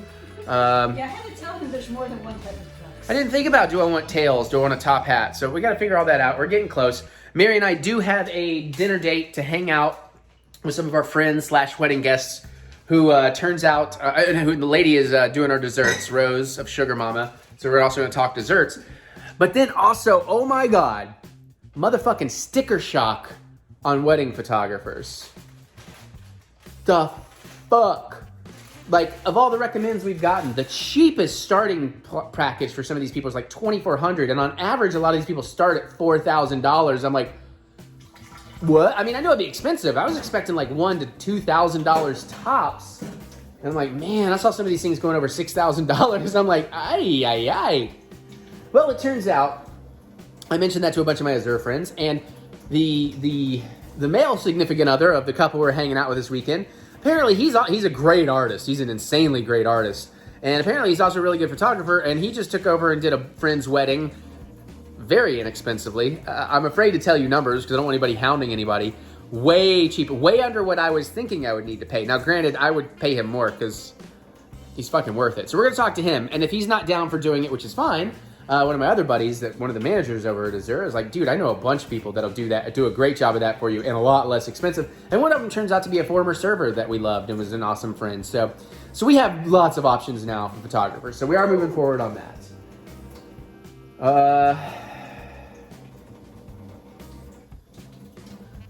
I think that's about it on the wedding outside of decorations. What do you got? Anything dress, hair, anything like that you want to? I think I've got my hair situation figured out. It's gonna be a very long hair appointment though. It's all her choice. Yeah. Well, you wouldn't let me get a wig. Okay, I don't- say he wouldn't let me. Yeah, I was gonna say the phrasing bothers me because if you really want something, you know it. There's nothing about me letting you. I would never do that. But I did suggest that it's like, well, I mean, I kind of want it to be you though, like on the day. I don't want it to be like a completely fake version of you. But dyeing my hair is totally okay. But that's still your hair.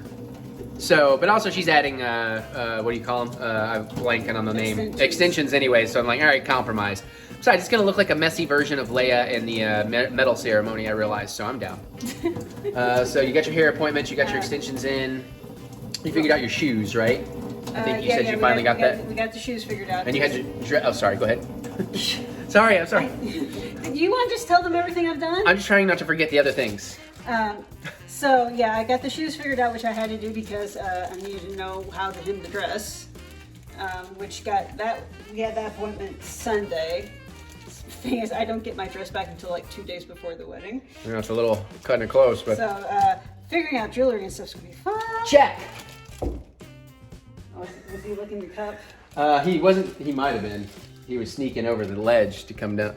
Anyways, so okay, so you got that and dress cutting it close. Yeah, it was. There was another girl being fit at the same time. Oh, okay, She this had story. like this 7-layer ball gown type dress, and she'd been there for a while, long enough that her shoes were starting to hurt. She's like, "Oh, why did I wear these shoes?" Thankfully, they weren't her actual wedding shoes. They were just shoes that were tall enough to substitute. By the way, I'm giving you a Mary Yeah. framing. Hi. But she was. It was just like, I was like, how many layers? Damn. Because we were chatting back and forth. Because she's like, her wedding's like September 20 something. I was like, oh, mine's the 17th. She's like, you cutting it close, girl. Yeah, yeah, no shit. It's like you're here too. What are you talking about? Yeah, the thing is, my dress fitting took maybe half an hour or so. Yeah. You know, she was still being hemmed up by the time I was dressed and gone. Right. Yeah. So I was like, good luck. So I think that's everything wedding except the decoration stuff, right? Thanks. If something pops in our mind, we'll go. So decoration, you know, we're doing the Oscar theme and everything. We found awesome little centerpieces that's going to save us from some flowers. We're going to add some flowers, but... Yeah. Well, Mom has to figure out how to make the centerpieces. Okay. That was just basically a picture she found. Oh, I thought they were for sale. Okay, well, I mean, maybe I'll look into see if we can find something to buy, too, if that makes it easier. I'll double check with her to see if Okay. they weren't for sale. Now, this is more of the garland around, like, what's actually going to be the part of the centerpiece. So we have our first prototype. Actually, I'm pretty sure this is what they're going to look like, and it's awesome. So you know our buddy Mike, DM in. He got a 3D printer. So he's making these for centerpieces and for other fun things. Look at that. That's really cool. It's shiny. Yeah, so this is our the tester one Mary picked up today. But yeah, so everybody's gonna have like a little Oscar statue on their in their centerpiece at their table. Yeah, So Mike got himself a couple of 3D printers. oh, I did not know that. He got himself a second one that can also do engraving, I think. Oh wow, yeah, I've been really busy, so I can't follow everything. But that's gonna be really cool. Uh-oh, Mary is over draining coffee. She's making cold brew. So that's gonna be really cool, and I'm excited about that. So let's move on. Can you just hold that? Yes, got you. So let's move on to honeymoon. Now, I will try not to cover too much ground. You know we're doing this, if you missed it last week, this insane 14-day trip out to Disney World. For acknowledging that is in fact insane. Oh, it's insane. And I have apologized to his father. yeah, and the money we're spending on it's insane, but I don't care at this point. I've lost track. I'm just like, we're doing it. We're going to do it right. So Disney, we're mostly now all booked and everything we would want to pre-book. Okay. Mostly now booked and everything we'd want to pre-book. There is a part of me that wants to do another night of Mickey's Halloween. I don't know if we told you this, but I did get a second night of Mickey's Halloween. So like we're going to do the Mickey's Not So Scary Halloween party on the 20th and the 27th.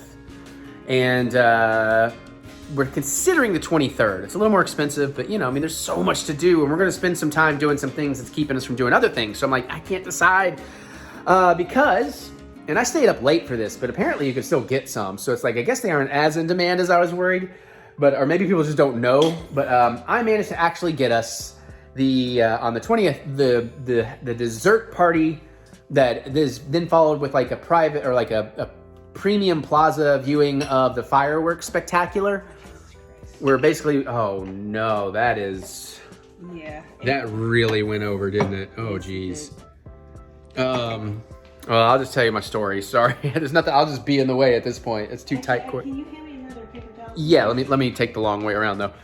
Well, I mean, because cats, and you're in the way with that open, and I'm trying to. Oh, God. Of course, Napoleon's over there too. So got that. I'll get you another one on standby. So basically, what that is like we get to go over to the Terrace restaurant or something like that. We get like a private dessert party and like charcuterie. It includes like some champagne and wine.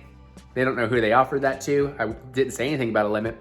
And then we get escorted over to a private, like kind of walled off. I don't want to say walled off because it's obviously not a full wall to see over, but like a really great area to get a perfect view of the whole fireworks spectacular. So I was like, yeah.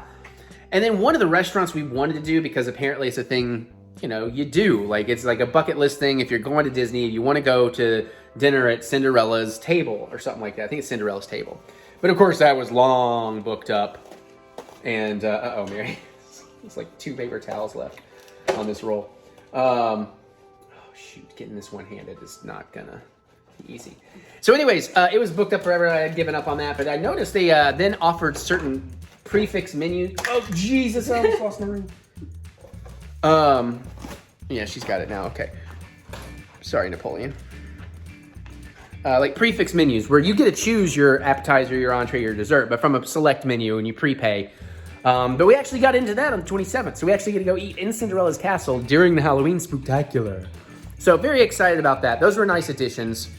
So that's why I'm saying at Disney, other than maybe doing some Genie Plus days possibly, and maybe some other attraction quick things, I think we are pretty good.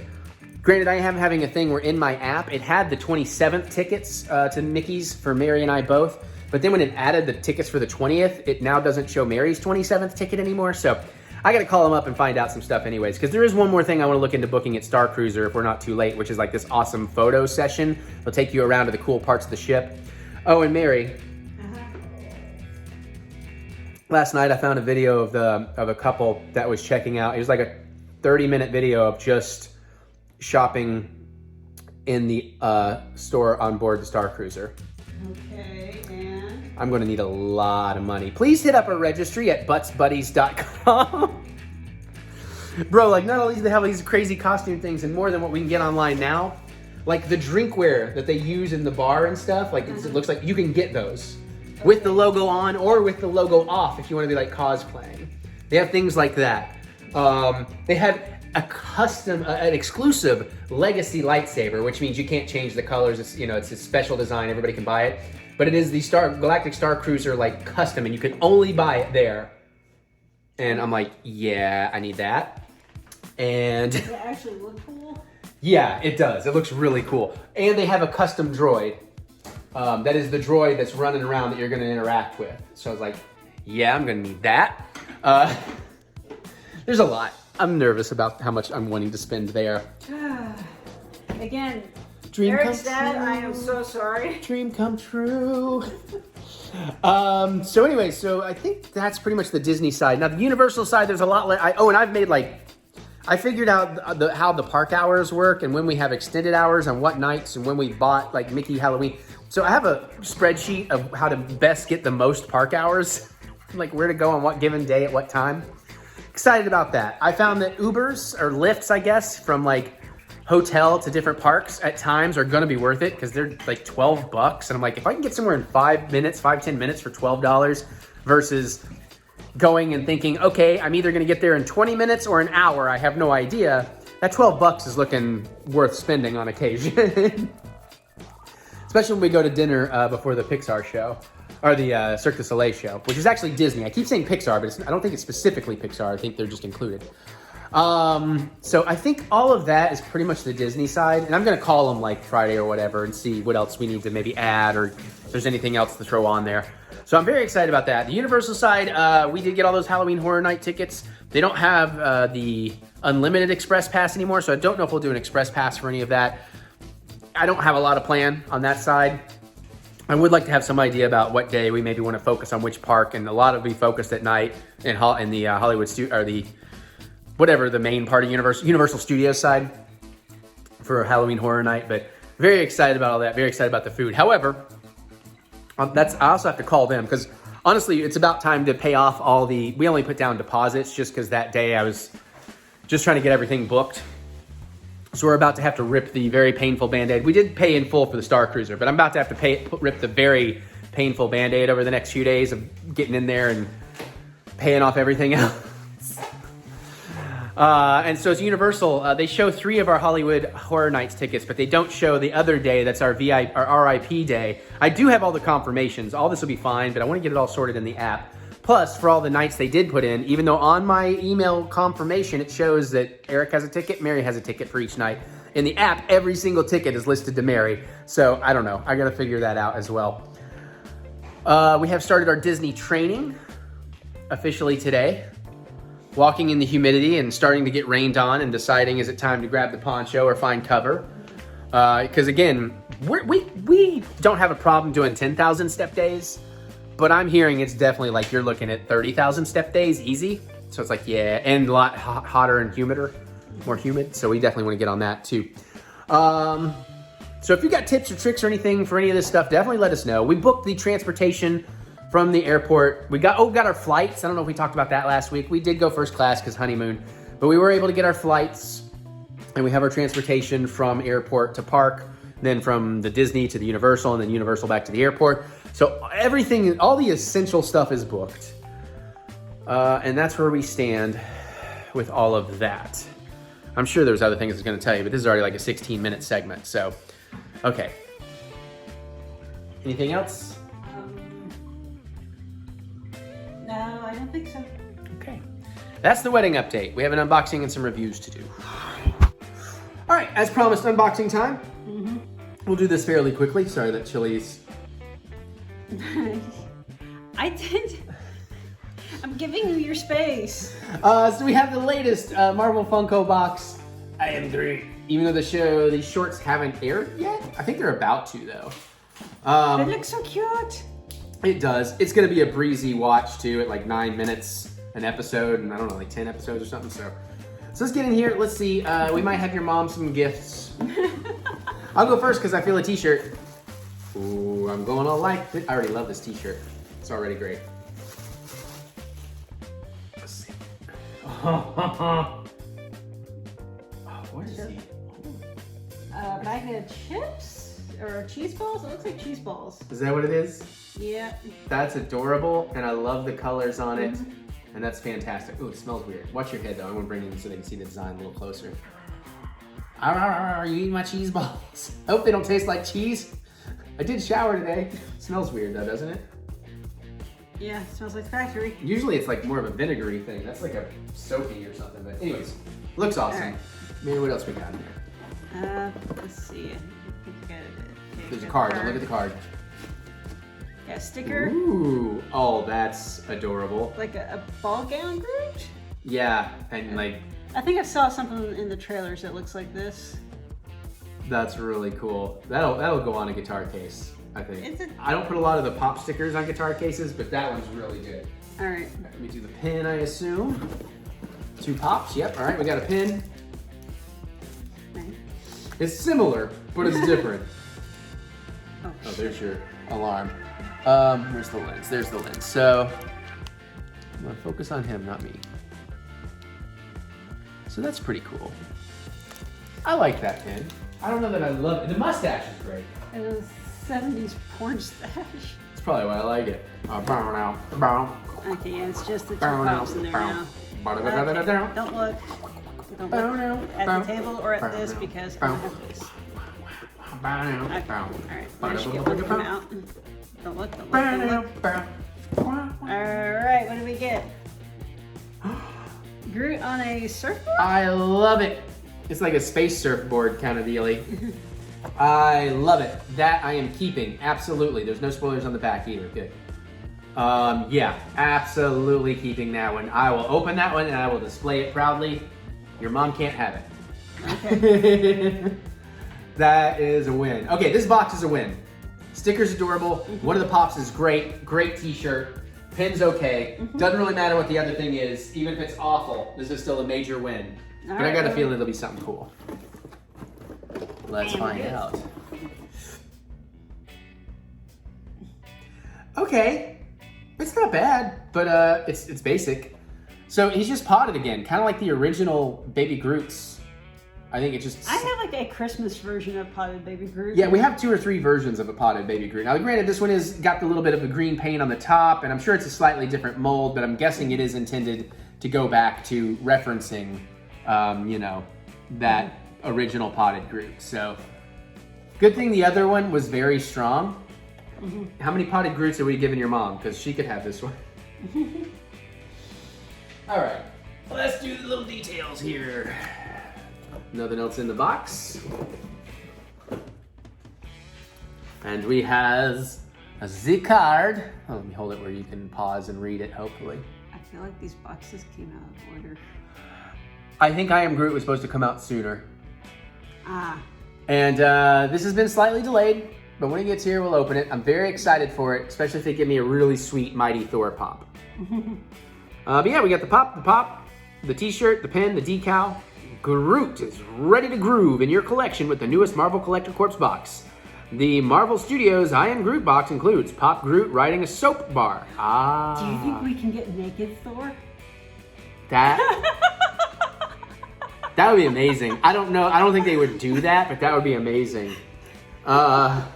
Pop Groot outgrowing his pot. I guess he is, because it's cracked. So it's like the evolution of Pop Groot. That actually makes it a little bit cooler when I think about it. Mm-hmm. Groot oh, with he's wearing a soap bar. Okay. I said that out I'm loud. sorry. You were my brain distracted was by Naked Thor. I was thinking about Naked Thor. You flicked too hard, damn it. She got to see it in IMAX. I did too. I mean, I'm fine with it. It's like, okay, I get you. I got it, ladies. A Groot with mustache enamel pin, a Groot with Marie Antoinette hairstyle decal, specific, and a Groot with Cheese Puffs t-shirt. This exclusive box bundle will make your friends green with envy of your collection. That was a really strong box. Okay. Whew, we have some movie reviews. All right, Mary and I went to the theater in IMAX and we saw Bullet Train. I don't know why I did it like that. Awesome fucking movie. Yeah. The trailers looked great, and it was still more awesome than that. Yeah, the trailer, surprisingly enough, didn't give away everything. No, they didn't. Napoleon's got himself a bug. Do you have a bug, Napoleon? Yeah, he definitely, well, he might have just got it. Well, it's eaten now. So we did see it, and we liked the trailers. Yeah, I think he got it. It was definitely alive a minute ago. Well, clean it up, buddy. We're doing this no spoilers, but there were some very cool surprise cameos, especially not having seen all the trailers. It does look like one of the later trailers revealed one of those, the lady one. But man, what I really liked about this was, okay, listen, I was in it for just like cool action style and some goofy Brad Pitt. I got all that in spades, but we also got a great story with a great winding mystery and other great characters, not just performers, not just like in little bits, but great characters. Lemon and Tangerine. Show stealers, man. Yeah. And then, the White Russian? No. The Prince. No. No. The big bad. You know who we're talking about. He was amazing. Not the White Russian. The White Devil. White Devil, yeah. He was amazing. That whole story was amazing. White Demon, I'm sorry. White Shinigami is how actually we should translate, but sorry. White God of Death. They know who we're talking about is all. The little girl, even just the way it starts catches you off guard. Like the opening scenes, you're like, what does this have to do with anything? Yeah, but here's the beautiful thing. You're gonna spend the first 30 minutes, 45 minutes of this movie enjoying all these little scenes and these characters and kind of be feeling like, what does any of this have to do with anything? But the genius of this movie, and I guess mostly the book it's based on, is how all these things seem so disconnected, but through happenstance kind of end up in the same place, and then how those narratives become, as you go along, more clear how they actually all connected all along, in that way that makes it really fun to go back and watch it again, knowing where it's going, to be like, oh, and then you'll probably see like 1,000 little hints you didn't pick up on the first time. Yeah. And they do a great job of making you really care for these characters, so when things happen to certain characters, and certain characters do or don't survive, whether they're good guys, bad guys, any kind of thing in between. You really feel it. You really care. And yeah, man. And again, the action is insane. Like, I would like to see an anime of this because so many of the frames just feel like they would translate to anime style so well. See, I kind of almost want to read the book now because I'm sitting here going like, how does this translate to a book? I'm thinking because it's so action heavy. My thought is the book likely focused more on the story and the mystery narrative with a little bit of action. And the movie just took that and just said, well, cool, we'll just amp up the action on top of that. And for me, it's a top 10 of the year. And I see a lot of stuff. There's still plenty of year to go, and it's not top 5, but it's probably top 10 because I had such a good time with this movie. And Brad Pitt is fantastic in it. Just like this kind of lovable loser trying to be a pacifist and it's just not going his way. It sort of was like, would you please stop making me hurt you? Yeah. And then I don't want to be doing this. Yeah, and then like so many, Can we talk? so many like misunderstandings that are just beautifully worked into it. And then this whole thread where one of the characters is obsessed with Thomas the Tank Engine. It seems like a silly thing at first, but it lands so well as the movie continues and continues. And then there's little subtleties, like let's see how I can dance around not spoiling.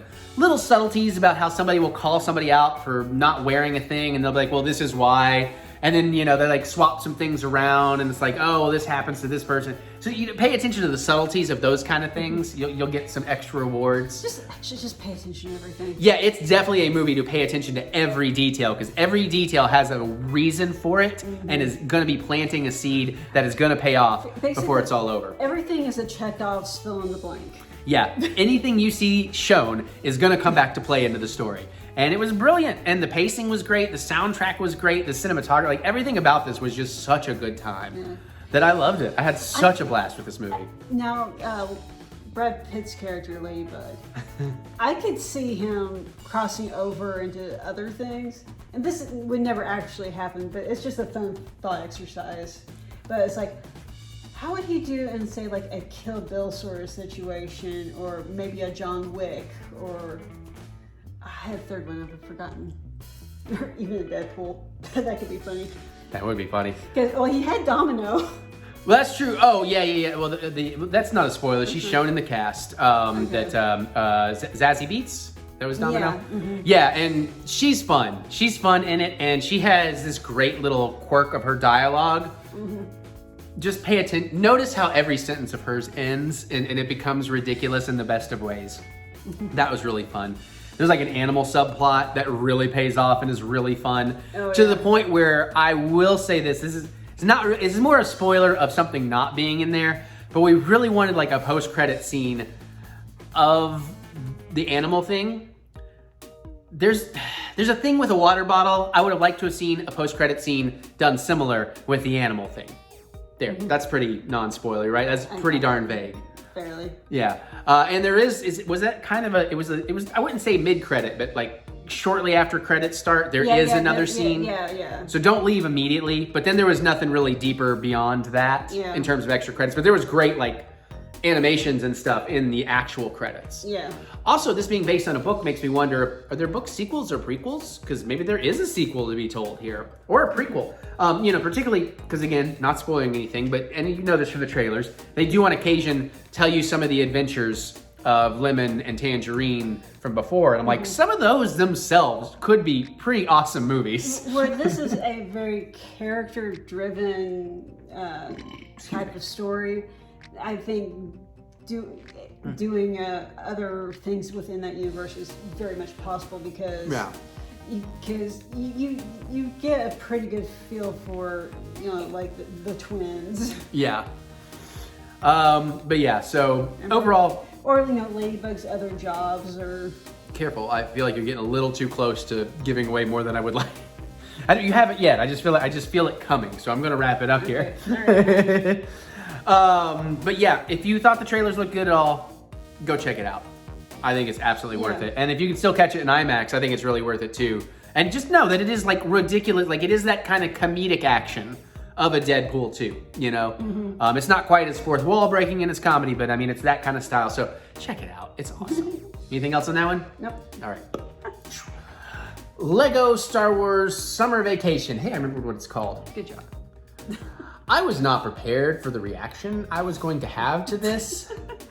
There were some moments in this that hit like I watched a Star Wars Saga I trailer. almost needed you to watch it first without me. Because apparently I actually did almost get annoying, or did get annoying. Just a tiny bit. Like, she'll put up with it normally, but I guess because neither one, we were thinking it's Lego. At one point she's like, there's no crying in Lego. Okay, so to set all that up, again, no spoilers. It's like, what was it, 48 minutes? It's a short watch. It feels a little longer, not because it's slow, but because I feel like we get a lot. There's a wraparound story and then some like kind of flashback stories. It's almost an anthology. Yeah, and again, that great Lego style, that Lego comedy. And this is basically considered canon.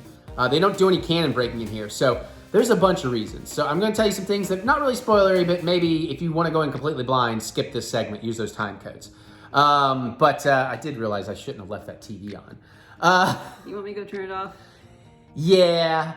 So right away, well, obviously I'd had a bunch of wine too. Right away, is it in my pocket? Oh God, it's in my pocket. Why don't you come back over here? I can do it. So as you know, we're planning the whole, oh fuck, I think I turned it back on. We're doing the Galaxy Star Cruiser aboard the Halcyon. We're gonna dine at the, what is it? The Jewel of Corellia, the Queen of Corellia, whatever, dining room. You know, it's, I'm still learning the names. The Chantilla Star Lines or something. Point being, right away, this starts and they're taking their vacation on the Halcyon Star Cruiser. And it is designed in Lego form like the Star Cruiser Mary and I are gonna go on. So immediately, it gets me. And then I realize, oh my God, in a little over a month, I'm going to be on this spaceship. And I'm not even thinking of it as like, oh, we're going to this theme park, this hotel. No, I'm going on this fucking spaceship. And I get to eat in the Crown of Corellia dining room a couple of nights and stuff. Like, all the things they mentioned. Wow. I'm sitting here going like, maybe I'm sitting here going like, I wonder if they have those holograms there. I know, I'm kind of wondering that too. They can do hologram stuff, so. Also, another little touch. At one point, and they were very photoreal, there's a gag going through it where everybody keeps eating Ronto wraps, which is a food we are going to eat at Disney. And I'm like, oh my God, I'm so excited for Ronto wrap. So all that was in there. So already, I freaking love it.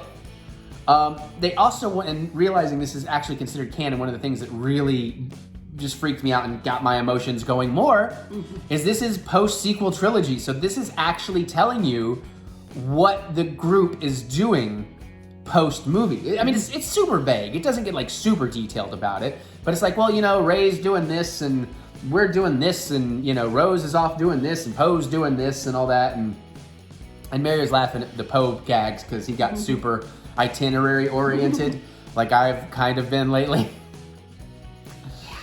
So there's all of that. So that also hit too, that it occurs to me. It's like, oh my God, so that's officially what they're doing post-sequel trilogy. Awesome, I want to see that.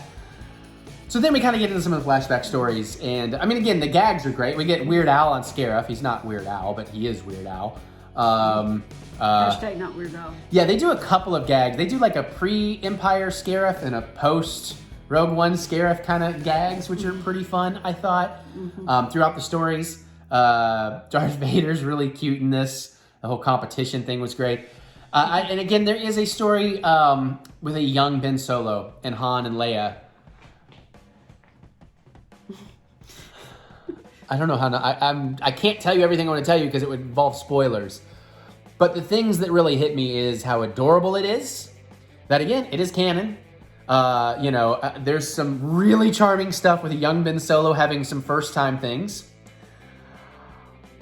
The end of it, where they go and what you see for the first time in any kind of animated or live action stuff. I know it's been in the comics, if you know what I'm talking about, but that was amazing. But also the whole time I'm watching all this wonderful like mother, son, father bonding stuff in the back of my mind, I'm like remembering where all this goes, which makes it really beautifully tragic. Did I ever tell you the tragedy of Kylo Ren? Because damn. So that was wonderful too. And Yeah, and there's some great stuff with Finn and like what's Finn's place in the galaxy and some confirmation of some things about Finn. Yeah. I loved this. I loved this way more than I thought I would. And it got me. It got me real emotional because of those reasons I told you. Plus all the John Williams music they were using really adds to it. Actually, you know, it wasn't the crying that annoyed you, I think. It was the, because I kept pointing things out to you because I wanted you to know because I didn't know what you did know and didn't. And I talked over a joke or two once or twice. Yeah. I think maybe that was what it was actually. Yeah. Because again, she knows I get emotional. And no, the crying's fine. Yeah. It was the talking over jokes. But I was like, did you know those are Ronta wraps? I was like, we are eating those in less than 2 months. Yes, I know. Let me listen. It's like, I didn't know that you knew. Because you didn't know that was the Star Cruiser and that's actually what it's called. And that's what the dining room's actually called. And that's what the Star Cruiser line's actually called. I kind of, once you told me that's the name of the Star Cruiser, I could have inferred the rest. Yeah, that's fair. That's fair. I'm quite intelligent sometimes. Sometimes. All the time. You're way smarter than me. Although I did get to teach you that one door trick today. So 1 point for... I want to be Hufflepuff, but I have to be Gryffindor because...